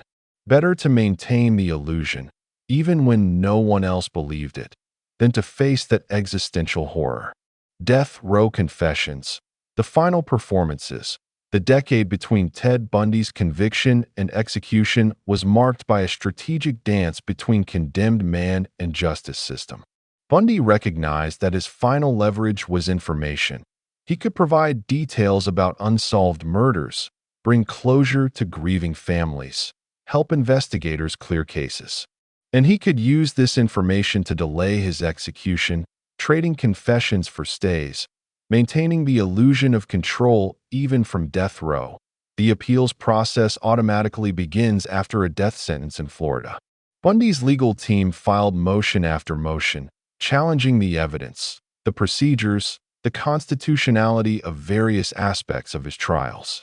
These appeals worked their way through state and federal courts, buying Bundy time while he sat in Florida State Prison at Stark. During these years, Bundy gave numerous interviews to various investigators, psychologists, and journalists. The most significant of these were with FBI Special Agent Bill Hagmaier, Detective Robert Keppel from the King County Police in Washington, and journalists Stephen Michaud and Hugh Ainsworth. Each of these interview relationships reveals different aspects of Bundy's psychology and his manipulation strategies. Bill Hagmaier, representing the FBI's nascent behavioral science unit, approached Bundy with a specific goal: to understand the psychology of serial killing in order to improve profiling and investigative techniques. Hagmaier was not seeking confessions for prosecution. Bundy was already condemned. He wanted insight into how serial killers think, how they select victims, how they avoid detection, how they experience the crimes themselves. This approach appealed to Bundy's narcissism. He could position himself as an expert, a teacher, someone whose insights were valuable. He could maintain the intellectual engagement that was central to his self-concept. And he could do all this while maintaining the fiction that he was discussing serial killing theoretically, in third person, analyzing the killer rather than confessing to his own crimes. The relationship between Hagmaier and Bundy developed over many visits and became, in its way, the closest thing to genuine human connection that Bundy may have experienced. Hagmaier treated him with respect, listened carefully, didn't judge or condemn. In return, Bundy opened up, providing insights into criminal psychology that proved valuable for FBI profiling work. But it's crucial to recognize the limitations of this apparent connection. Bundy was still performing, still manipulating, still serving his own psychological needs. He wasn't confessing out of remorse or desire to help victims' families. He was maintaining narcissistic supply, keeping himself psychologically engaged, exercising what little power he retained through control of information. The interviews with Hagmaier reveal fascinating details about Bundy's psychology.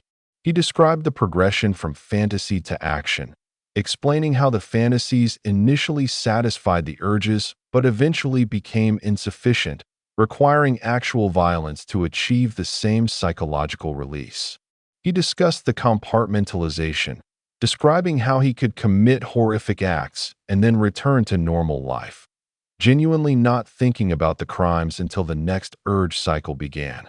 He also discussed his use of alcohol, claiming that he typically drank before attacking victims because it lowered his inhibitions and allowed him to overcome the residual moral constraints that made him hesitate.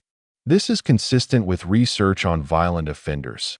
Alcohol doesn't create violence, but it can reduce the effectiveness of self-control mechanisms that normally inhibit violent impulses. One of the most chilling aspects of these interviews was Bundy's discussion of returning to victim disposal sites. He admitted visiting the bodies repeatedly, sometimes for weeks or months after the murders, engaging in sexual activity with the decomposing remains. He described applying makeup, washing their hair, dressing them in clothes, posing them in different positions, treating them as dolls, as objects completely under his control. This necrophilic behavior represents the ultimate expression of his need for absolute domination. Living victims, even subdued ones, retain some element of subjectivity, some will of their own. Dead bodies were completely passive, completely under his control, unable to reject him or make him feel inadequate. They could not leave him as Stephanie had, could not judge him as he imagined women did, could only be exactly what he needed them to be. The interviews with Detective Robert Keppel followed a different pattern. Keppel was investigating the Green River Killer case, another serial killer operating in Washington state, and sought Bundy's insights into the investigation. But Keppel also wanted information about Bundy's own crimes, particularly cases in Washington where bodies had never been recovered and families lived without closure. Bundy was willing to discuss his crimes with Keppel, but always with conditions. He would provide information gradually, trading details for extended stays of execution, maintaining control over the timing and content of his revelations. This manipulation was transparent. Everyone knew what he was doing, but it worked because the information was valuable enough that investigators were willing to play along. During these interviews, Bundy confirmed his involvement in numerous murders across Washington, Oregon, Utah, Colorado, and Idaho. He provided details about disposal sites, allowing investigators to locate remains and bring some closure to families. He described his methods, his victim selection criteria, his techniques for avoiding detection. But even in these confessions, Bundy maintained a careful distance. He spoke in third person, describing the killer and his actions rather than saying, "I did this." He framed the confessions as analytical discussions rather than admissions of guilt. And he never expressed remorse in a way that seemed genuine. Always it was performance, saying what he thought people wanted to hear while revealing no authentic emotional engagement with the horror of what he had done. The journalists Stephen Michaud and Hugh Ainsworth conducted extensive interviews with Bundy in the early 1980s, resulting in multiple books about his crimes. Their approach was to engage him psychologically, to explore his motivations and thought processes. Bundy initially resisted direct confession, instead proposing to discuss the crimes in third person, as if analyzing another killer. This device, The third-person confession became Bundy's preferred method for discussing his crimes. He would say the killer would have, rather than I did. This linguistic distancing served multiple psychological purposes. It maintained a layer of deniability, allowed him to avoid the emotional reality of confession, and permitted him to maintain the false self's fiction of innocence even while providing detailed knowledge that only the actual killer would possess. The content of these third-person accounts is deeply disturbing. Bundy described stalking women for hours, watching their routines, learning their patterns. He explained how he would manufacture pretexts to approach them, how he would assess their vulnerability and receptivity. He discussed the planning involved, bringing tools, selecting disposal sites, creating alibis. He also revealed the sexual nature of the compulsion. For Bundy, the violence was inseparable from sex. They were fused into a single impulse. He described becoming aroused by planning attacks, by stalking potential victims, by the act of domination itself. The killing was not separate from the sexual assault. It was part of the same gratification. Most controversially, Bundy claimed that pornography played a major role in shaping his violent fantasies and eventual actions. In his final interview with James Dobson, conducted the day before his execution, Bundy presented himself as a victim of pornography addiction, claiming that exposure to violent pornography had corrupted him and set him on the path to murder. This claim must be viewed skeptically. By this point, Bundy had exhausted his appeals and knew he would be executed within hours. The Dobson interview was a final performance, a last attempt to control his narrative and avoid taking full responsibility for his actions. By blaming pornography, he positioned himself as a victim, as someone corrupted by external forces rather than someone who chose evil repeatedly over many years. The confessions, for all their horror and detail, ultimately tell us less about Ted Bundy than the way he made them. The manipulation, the performance, the inability to express genuine remorse, the maintenance of the false self literally until the final hours. These reveal a psychology so fractured and dysfunctional that authentic self-reflection was impossible. He could analyze himself intellectually, could discuss his crimes in clinical terms, but he could never truly feel what he had done, never genuinely connect with the humanity of his victims or his own moral catastrophe. Dissecting the darkness, clinical psychological analysis. To understand Ted Bundy from a clinical psychological perspective requires synthesizing what we know about his behavior, development, and self-reports into diagnostic frameworks. While Bundy was never subjected to comprehensive psychological evaluation by neutral clinicians, his legal team prevented such evaluation, fearing it would confirm his sanity and inability to use insanity defenses. Sufficient information exists to make informed assessments of his likely diagnoses. The primary diagnosis most clinicians would assign to Bundy is antisocial personality disorder, ASPD, as defined in the Diagnostic and Statistical Manual of Mental Disorders. ASPD is characterized by a pervasive pattern of disregard for and violation of others' rights, beginning in childhood or adolescence and continuing into adulthood. The diagnostic criteria include failure to conform to social norms, deceitfulness, impulsivity, aggression, reckless disregard for safety, consistent irresponsibility, and lack of remorse. Bundy clearly met these criteria. His criminal behavior began in adolescence with theft and voyeurism. He showed consistent deceitfulness, maintaining elaborate lies about his identity, activities, and intentions. His murders demonstrated extreme aggression and complete disregard for others' rights and safety. And his lack of genuine remorse, despite occasional performances of contrition, was evident throughout his confessions and interviews. But ASPD alone doesn't fully capture Bundy's psychology.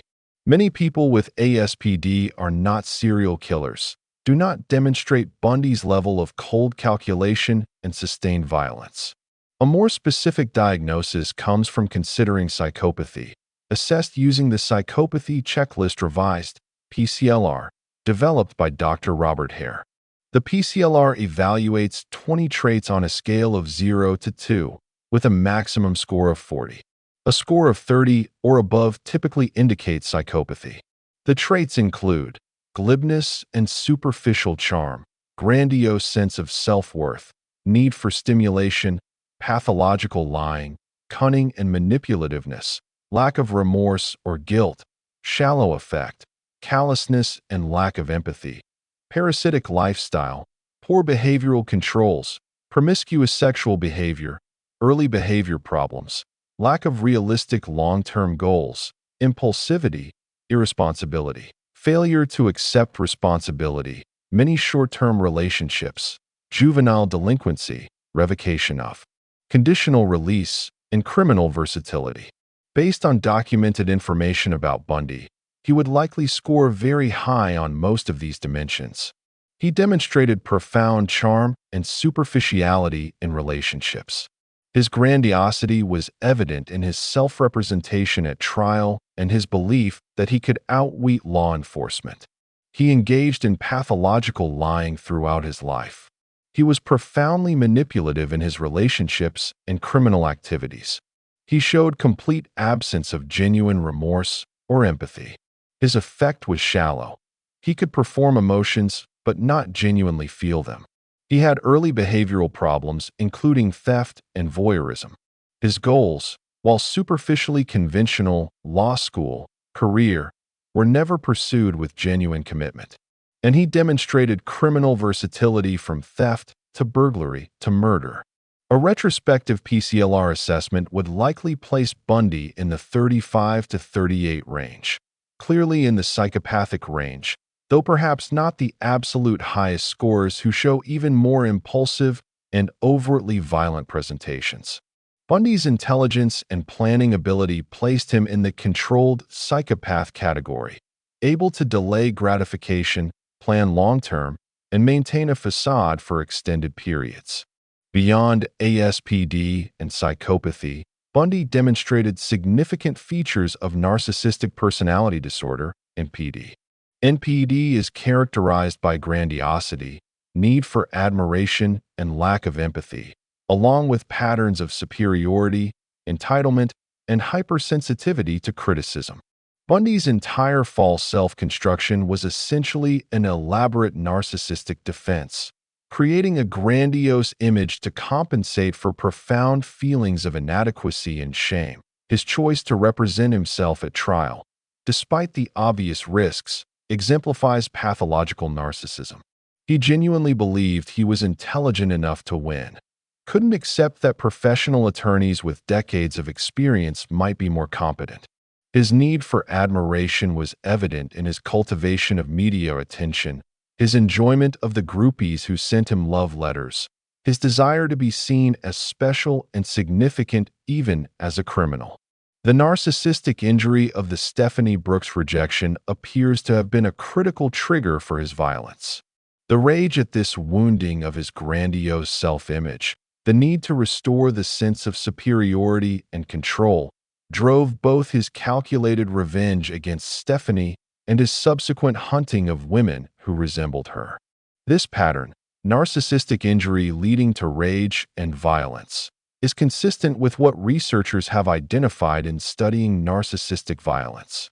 Bundy also demonstrated what is clinically termed sexual sadism disorder, a paraphilia characterized by sexual arousal from the suffering of others.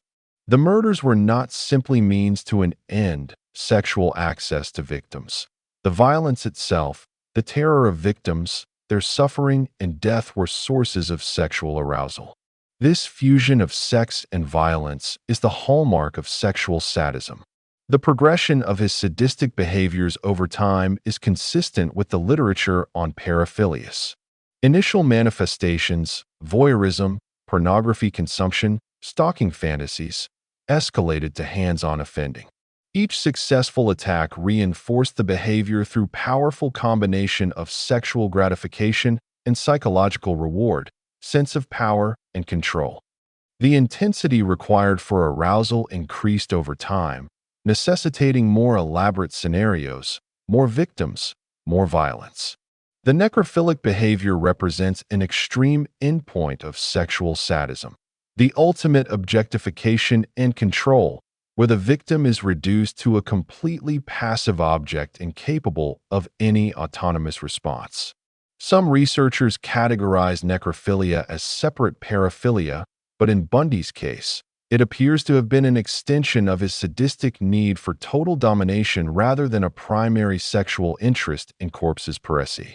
From a neurobiological perspective, research on psychopathy has identified potential brain differences that might be relevant to understanding Bundy.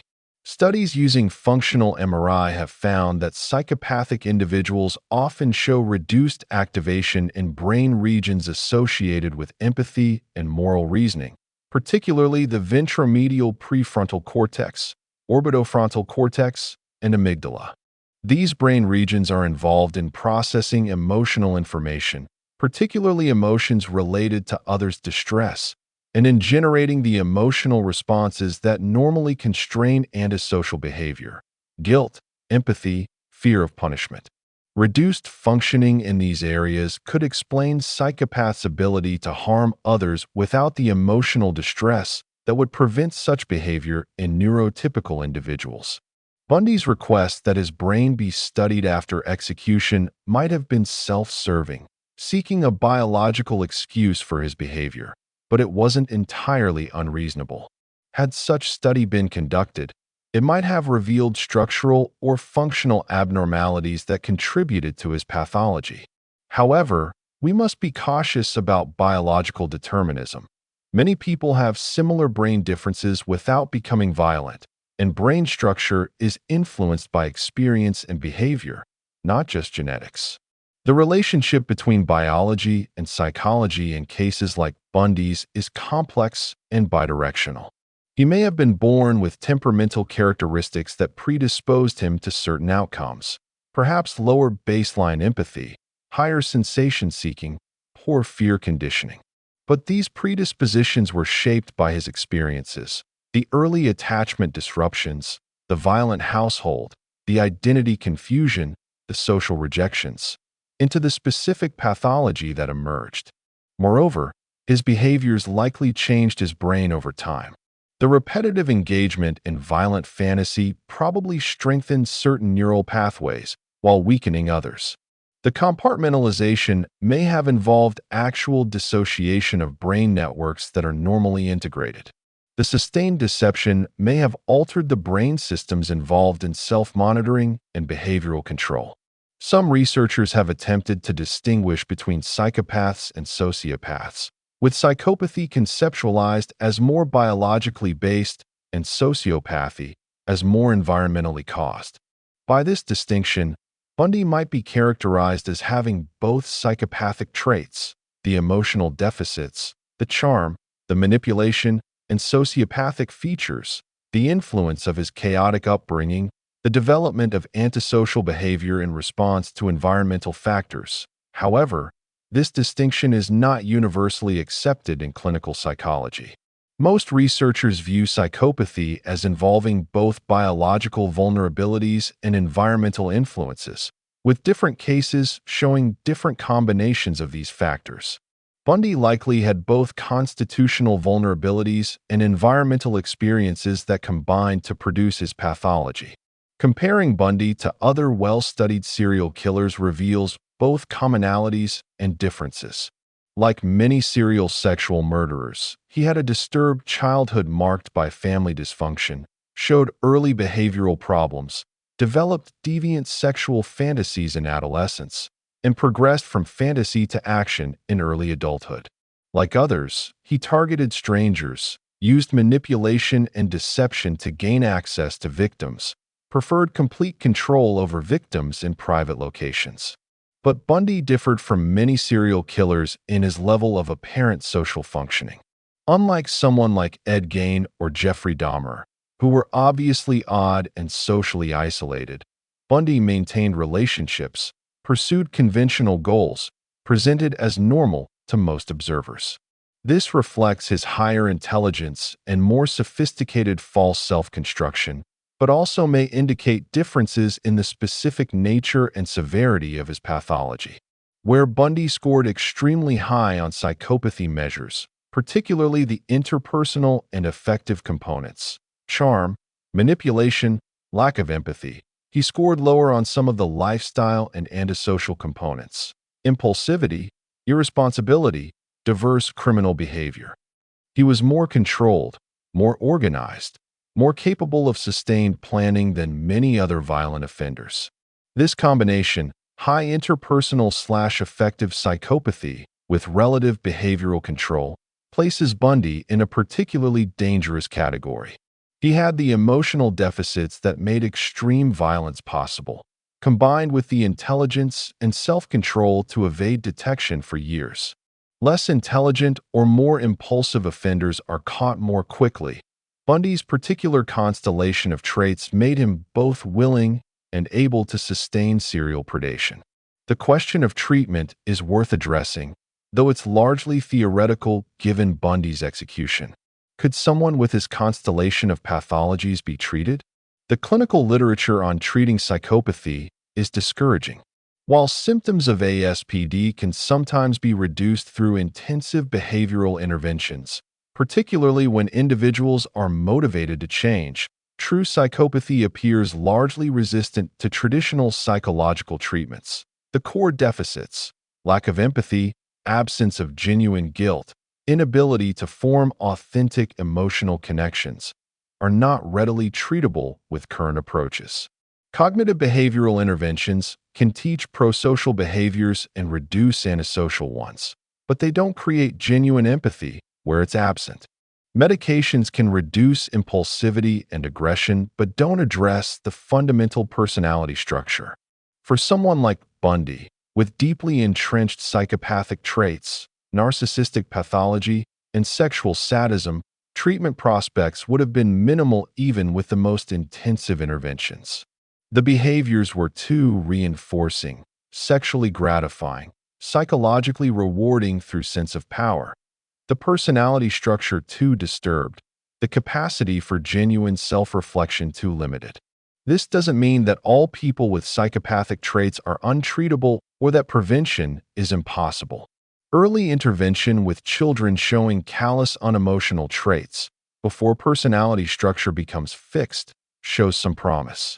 Environmental modifications that reduce opportunity for violence, increase supervision, and provide consistent consequences can reduce antisocial behavior even in psychopathic individuals. But for Bundy specifically, by the time he was identified and caught, the pathology was too entrenched, the pattern of behavior too established, the psychological rewards of violence too powerful. Treatment was not a realistic option, and his execution, while raising philosophical questions about capital punishment, removed someone who remained extremely dangerous and would likely never cease to be so. The clinical analysis of Ted Bundy ultimately reveals a profound disturbance of personality characterized by absence rather than presence, absence of genuine empathy, absence of authentic emotion, absence of moral constraint, absence of integrated identity. He was, in the words of one forensic psychiatrist who examined him, a stranger to human feeling, someone who understood emotion intellectually but never experienced it genuinely. This absence created space for darkness to flourish. Without empathy to constrain him, without guilt to punish him internally, without authentic connection to make others real to him, he was free to pursue gratification through any means, however horrific. The psychological machinery that prevents most people from harming others, machinery built through secure attachment, socialization, empathic development, simply did not exist in functional form within him. Understanding this clinically does not excuse it morally. Bundy made choices, countless choices, to pursue violence rather than seeking help, to deceive rather than being honest, to kill rather than restraining himself. The pathology may explain how those choices became possible, but it doesn't remove responsibility for making them. The cultural mirror. Why we can't look away. The cultural fascination with Ted Bundy extends far beyond the true crime community into mainstream consciousness. His name is instantly recognizable decades after his execution. His story has been told and retold in books, films, documentaries, and television series. His interviews are analyzed and reanalyzed. His crimes continue to generate public interest that exceeds many serial killers with higher victim counts or more elaborate methods. Why? What is it about Ted Bundy specifically that continues to captivate and disturb the cultural imagination? Part of the answer lies in the attractive killer phenomenon. Bundy was, by conventional standards, reasonably handsome, clean-cut, well-groomed, with an appealing smile and friendly demeanor. This attractiveness created a profound cognitive dissonance. Our brains are wired to associate physical attractiveness with positive qualities like trustworthiness and goodness, the halo effect. Yet here was someone whose handsome facade concealed absolute horror. This dissonance is psychologically disturbing because it undermines our confidence in our ability to assess danger. If someone like Ted Bundy, educated, charming, conventionally attractive, could be a serial killer, then anyone could be. The comforting belief that we can identify dangerous people by their appearance or manner is shattered, leaving us feeling vulnerable and uncertain. The media played a crucial role in amplifying this phenomenon. Images of Bundy showed an attractive young man, someone who could be anyone's boyfriend or classmate. The juxtaposition of these images with the horrific details of his crimes created compelling content that media outlets exploited extensively. The handsome killer angle was emphasized repeatedly, making Bundy's appearance almost as much a part of the story as his crimes. This media coverage contributed to what researchers call celebrity criminal status. Bundy became famous, not just infamous. His face was recognizable. His name was known. He became a cultural reference point. This celebrity status is itself psychologically troubling. It suggests that our culture rewards extreme behavior with attention and recognition, that notoriety can be achieved through horror, that monsters can become icons. During his trials and incarceration, Bundy received thousands of letters from women, many expressing romantic interest or belief in his innocence. This phenomenon, sometimes called hybristophilia, sexual attraction to criminals, reveals something disturbing about the intersection of attraction, danger, and the fantasy of understanding or fixing dangerous men. Many of these women believed they had a special connection with Bundy, that they understood the real him beneath the accusations, that their love could redeem or change him. This fantasy allowed them to feel special, chosen, important, the one woman who could reach the unreachable man. It also allowed them to engage with danger vicariously, at a safe distance, experiencing the thrill of proximity to violence without actual risk. Carol and Boone, who married Bundy and had his child, represents the extreme endpoint of this phenomenon. Despite overwhelming evidence of his guilt, despite his eventual confessions, she maintained belief in his innocence for years.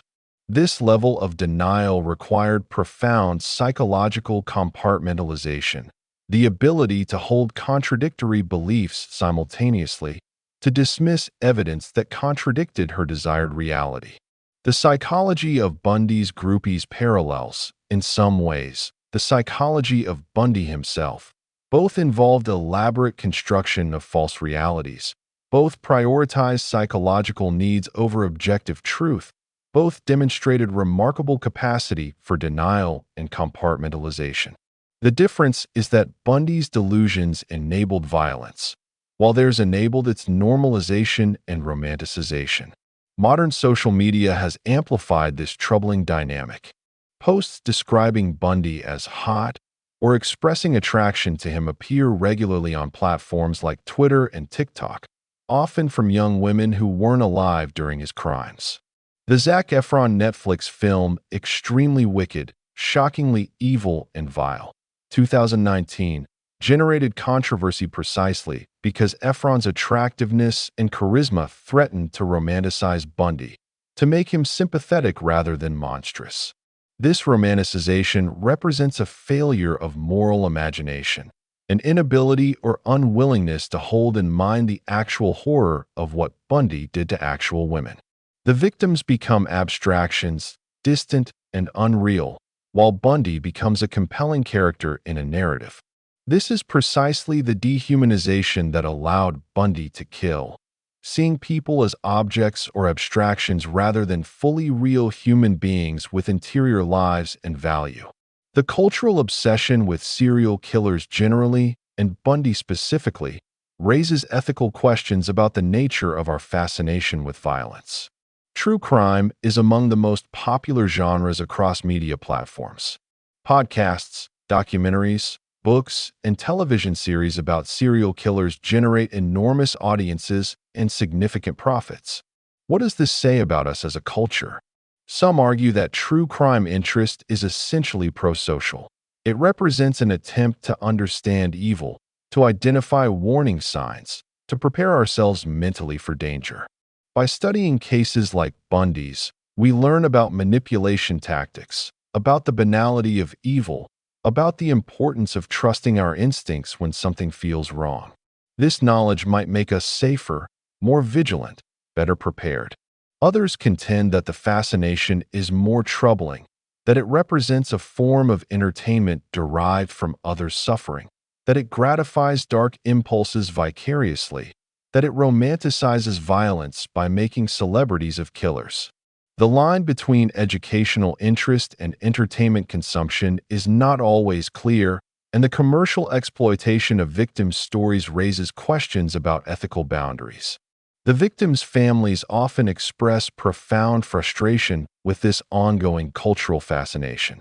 Every new documentary, every new analysis, every social media post about how attractive or charming Bundy was represents a renewed trauma. Their loved ones are reduced to statistics, to names in a list of victims, while the man who killed them receives attention, analysis, and in some cases admiration. This is the cost of the cultural mirror. In examining the fascinating monster, we risk forgetting the real people destroyed by his monstrosity. Margaret Bowman was a 21-year-old art history student who wanted to be a teacher. Lisa Levy was 20, studying fashion merchandising, engaged to be married. Kimberly Leach was 12 years old, a middle schooler with her whole life ahead of her. Each victim had dreams, relationships, futures, all stolen for one man's gratification. The responsibility to remember them, to keep them real and human in our minds, falls on us as we engage with this material. True crime interest becomes ethical when it maintains focus on victims as real people, when it prioritizes their humanity over the killer's fascination, when it contributes to prevention or justice rather than mere entertainment. Bundy himself understood his cultural impact and attempted to exploit it. His cooperation with FBI profiling efforts, his interviews with researchers, his confessions to investigators, all of these maintained his relevance and importance even after conviction. He remained someone worth paying attention to, someone whose insights were valuable. The narcissistic supply continued even from death row. The cultural fascination also reveals our anxiety about evil itself. We want to understand it, to explain it, to identify its origins and mechanisms. If we can understand what made Ted Bundy into a killer, perhaps we can prevent the next one, can identify the warning signs earlier, can intervene before fantasies become actions. This desire for understanding is fundamentally human and not without value. But we must acknowledge the limits of understanding. Some aspects of Bundy's psychology may simply be incomprehensible to those of us with intact empathy and moral reasoning. The experience of deriving pleasure from others' suffering, of being completely unburdened by guilt or remorse, of viewing people as objects. These may be phenomenologically inaccessible to neurotypical consciousness. This incomprehensibility is itself frightening. We want evil to be understandable because understanding implies the possibility of control. If we can explain it, we can prevent it. But if some forms of evil arise from absences in normal human psychology, absences we cannot imagine because we've never experienced them, then our ability to predict or prevent is fundamentally limited. The cultural fascination with Bundy also reflects broader societal issues around gender violence. The fact that he specifically targeted young women, that his violence was explicitly misogynistic, sexual assault and murder fused together, that he appeared to derive pleasure from dominating and destroying female bodies. All of this connects to broader patterns of violence against women in society. Bundy's crimes were extreme, but they existed on a continuum of male violence against women that includes domestic abuse, sexual assault, stalking, and femicide. Understanding Bundy requires understanding this broader cultural context, the ways in which women's bodies are objectified, their autonomy violated, their humanity denied. His pathology was individual, but it emerged within and was enabled by cultural patterns that he exploited. The attention given to attractive, white, middle-class victims while women of color, sex workers, and marginalized women go unmourned and uninvestigated, the missing white woman syndrome, is itself a cultural pathology that Bundy's case exemplifies. Many of his victims fit a specific profile that made their disappearances newsworthy, that generated public attention, that put pressure on law enforcement to solve the cases. Women who didn't fit this profile, who were indigenous or black or poor or sex workers, could disappear without generating similar attention.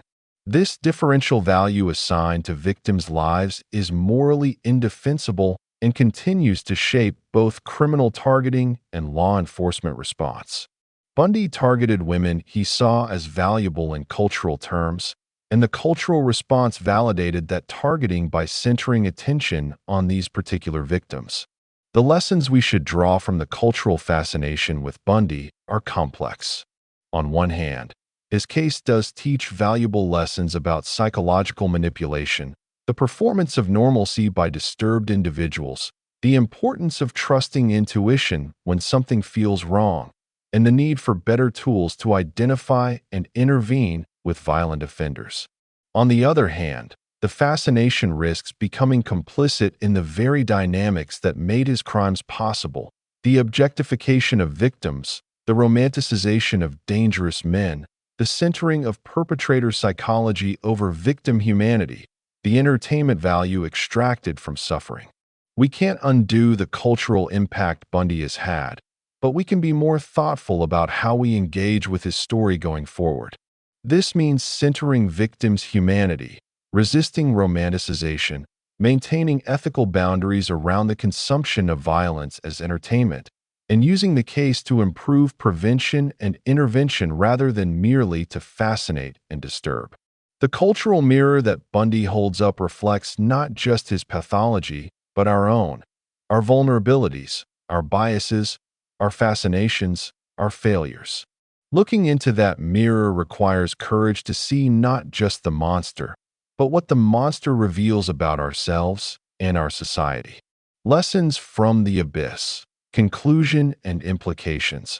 On January 24, 1989, at 7:16 a.m., Theodore Robert Bundy was executed in Florida's electric chair. Outside the prison, crowds gathered with contradictory purposes, some holding vigil for victims, others celebrating the death of a monster. Signs reading, "Burn, Bundy, burn," mixed with silent mourners holding candles for the women whose lives he had stolen. The execution made front-page news across the country and led television broadcasts. Ted Bundy, one final time, was the center of attention. His final words, delivered to his attorney Jim Coleman, were, "Jim and Fred, I'd like you to give my love to my family and friends." To the end, he maintained the performance, the loving son, the thoughtful friend, the man capable of normal human connection. Even facing death, the false self could not be abandoned. But what does Bundy's life, crimes, and death teach us? What lessons can be drawn from this deep examination of his psychology and methods? And how do we think about evil, its nature, its origins, its prevention, in light of what we've learned. The first and most fundamental lesson is that evil does not announce itself.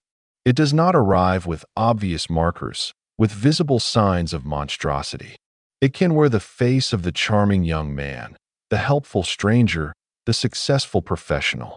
The myth that we can identify dangerous people by their appearance or crude behavior is not just wrong. It's dangerous because it leaves us vulnerable to those who understand how to perform normalcy. Bundy's case teaches us to trust intuition even when it contradicts surface presentation. Several of his victims reportedly felt momentarily uncomfortable or hesitant before agreeing to help him, but overrode those feelings because he seemed so normal and non-threatening. Meg Anders felt troubled by inconsistencies in his behavior, but rationalized them because she loved him. The police officers who interviewed him early in the investigation found him cooperative and unlikely as a suspect despite multiple tips naming him. In each case, the instinctive sense that something was wrong was overridden by cognitive assessment that he didn't fit the profile of a dangerous person. But those instincts, the product of millions of years of evolution in reading subtle cues of threat, were correct. Trusting them, even when they seem irrational, is a crucial skill for personal safety. The second lesson concerns the development of violent offenders. Bundy was not born a monster. He became one through a complex interaction of biological vulnerabilities, adverse experiences, psychological damage, and cumulative choices made over many years.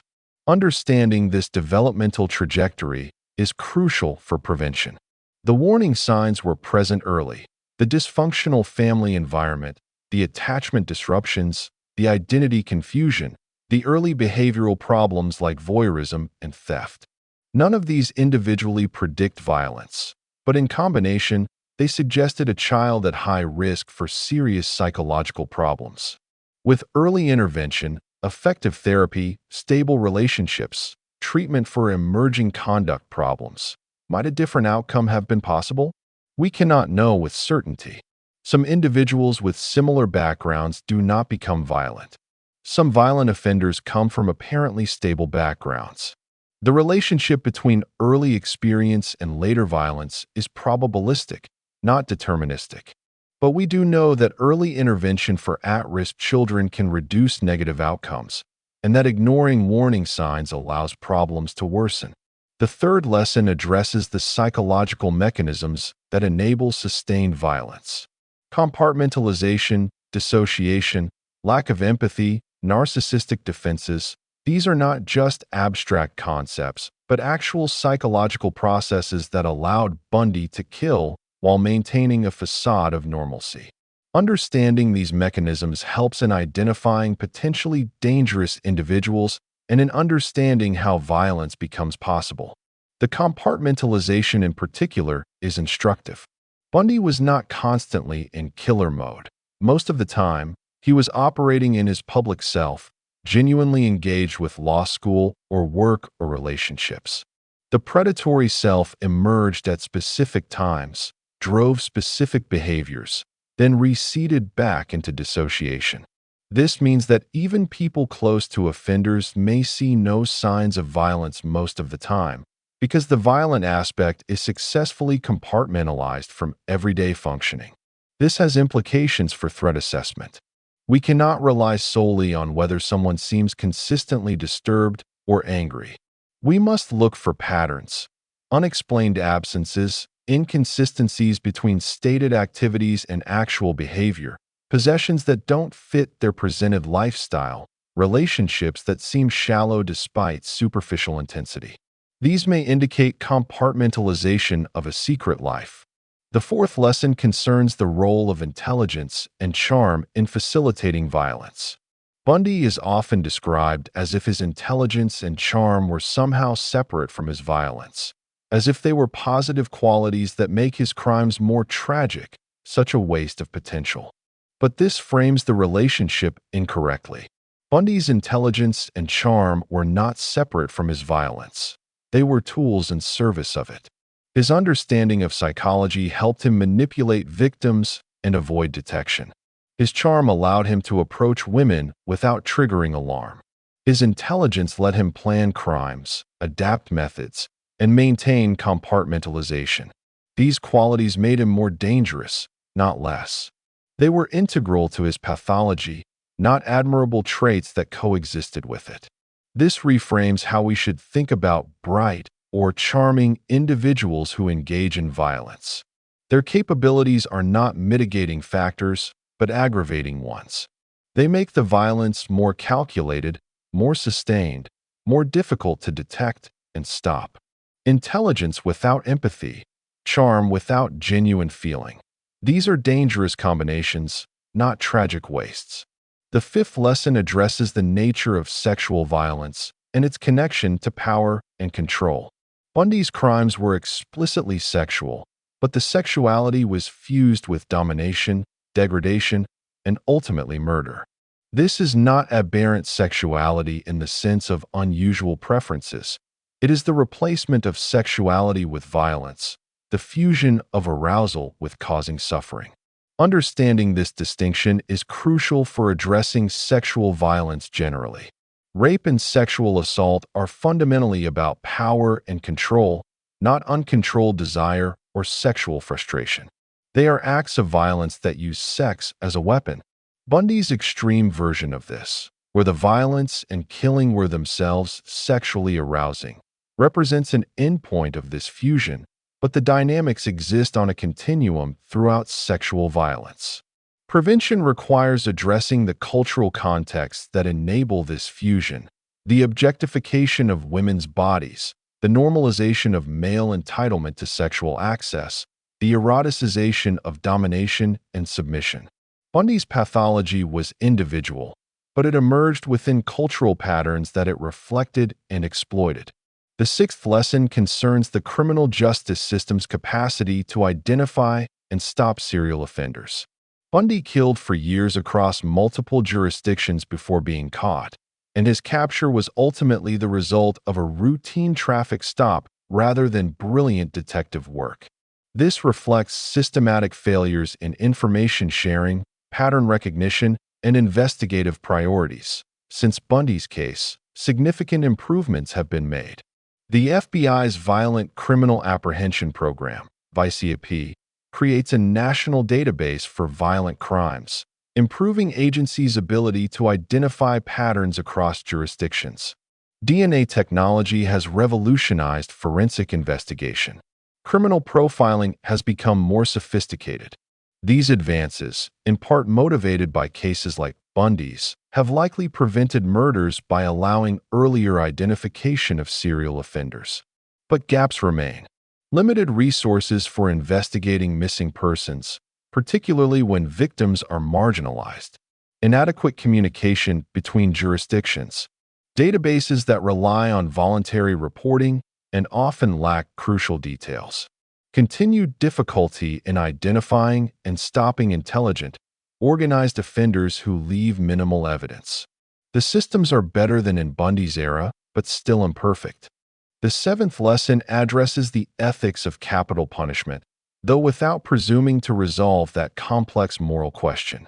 Bundy's execution generated intense public interest and satisfaction for many who saw it as appropriate justice.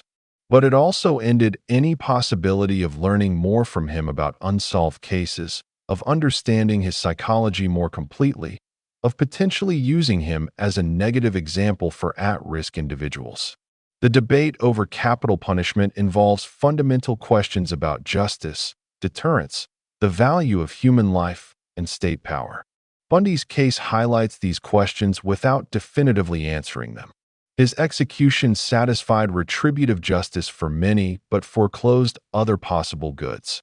Each person must weigh these considerations according to their own moral framework. The eighth lesson concerns memory and memorialization. How we remember cases like Bundy's matters profoundly. If we remember primarily the killer, his intelligence, his charm, the fascinating psychology, we risk perpetuating the very dynamics that enable such crimes. If we forget the victims, reducing them to statistics or names on a list, we complete the objectification that the killer began. Ethical remembrance requires centering victims' humanity, their names, their lives, their relationships, their stolen futures. Margaret Bowman wanted to be a teacher. Lisa Levy was planning her wedding. Kimberly Leach was a child who loved playing with her friends. Each victim was a complete human being whose life had intrinsic value, whose death left irreparable holes in their families and communities. We must remember them not just as Bundy's victims, but as people who existed independently, who had value beyond their tragic ends. This remembrance is an act of resistance against the objectification that enabled their murders. It reasserts their humanity against attempts to reduce them to data points in a killer's tally. The ninth lesson addresses the limits of understanding. We have examined Bundy's psychology from multiple angles: developmental, clinical, social, cultural. We have analyzed his methods, his motivations, his rationalizations. We have drawn from interviews, forensic evidence, psychological theory, and clinical diagnosis. And yet, at the core, something remains incomprehensible. The experience of deriving pleasure from causing suffering, of being completely unburdened by empathy or remorse, of viewing human beings as objects to be used and discarded. This may be fundamentally inaccessible to those of us with intact moral psychology.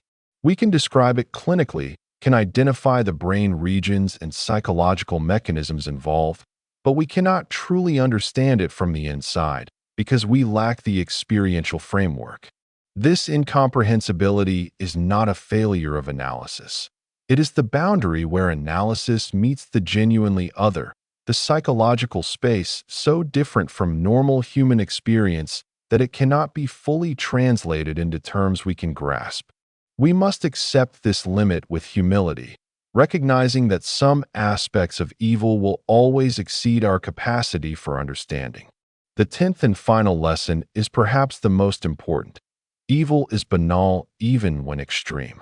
Hannah Arendt, writing about Adolf Eichmann, coined the phrase the banality of evil to describe how ordinary people could commit extraordinary atrocities. The same applies to Bundy. He was not a demon or monster in any supernatural sense, but an ordinary human being whose psychology went catastrophically wrong. This banality is more frightening than any notion of supernatural evil because it means that the capacity for horror exists within the human psychological possibility space. Bundy was shaped by factors, genes, experiences, choices that, in different combinations, affect all of us. He represents not something alien to humanity, but something terribly human, an extreme point on distributions of traits that exist throughout the population. This means that preventing such extreme evil requires attending to the ordinary factors that shape psychological development: childhood safety, attachment security, intervention with conduct problems, treatment for emerging paraphilias, cultural change to reduce violence-enabling attitudes. There is no demon to exorcise, no supernatural force to combat.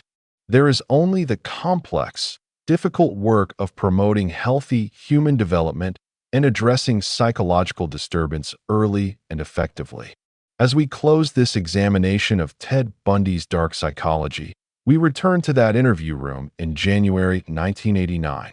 An older, worn Bundy sitting across from James Dobson, hours from execution, still performing, still manipulating, still refusing authentic accountability even at the end. The mask remained in place until the voltage ended it. What was behind that mask? We have spent thousands of words exploring that question, examining every available angle. We have considered diagnoses, developmental trajectories, neurological factors, methods, motivations. And we have arrived at an answer that is both comprehensive and inadequate. Behind the mask was an absence, a void where empathy and authentic emotion should have been, a psychological structure so damaged and distorted that nothing resembling normal human feeling could exist within it. That absence was filled with rage, narcissism, sadism, and an insatiable need for power and control. It drove him to commit acts of such horror that they still shock decades later. It allowed him to destroy dozens of lives while maintaining a facade of normalcy.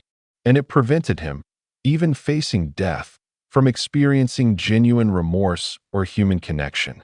The story of Ted Bundy is not ultimately a story about monsters. It is a story about the human capacity for monstrosity.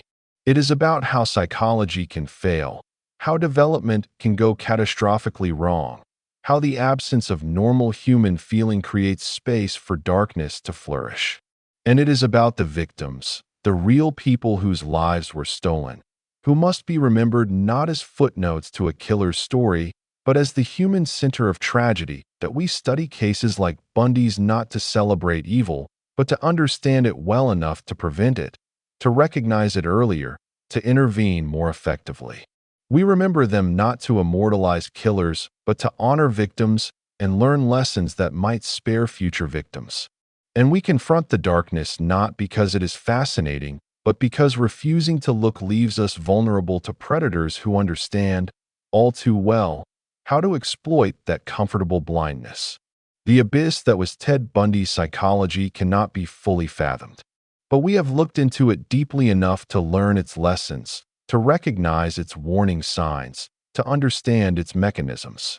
And in that understanding, however incomplete, lies our best hope for preventing the next Ted Bundy, for recognizing danger before it's too late, for protecting the vulnerable from those who would prey upon them.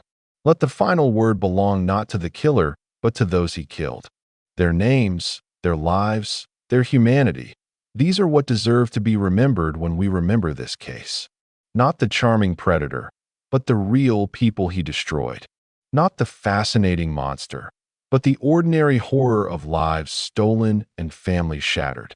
That is the true lesson from the abyss, that behind the statistics and psychology and analysis were real people, fully human, whose deaths demand our attention not to the one who killed them, but to who they were and what was lost.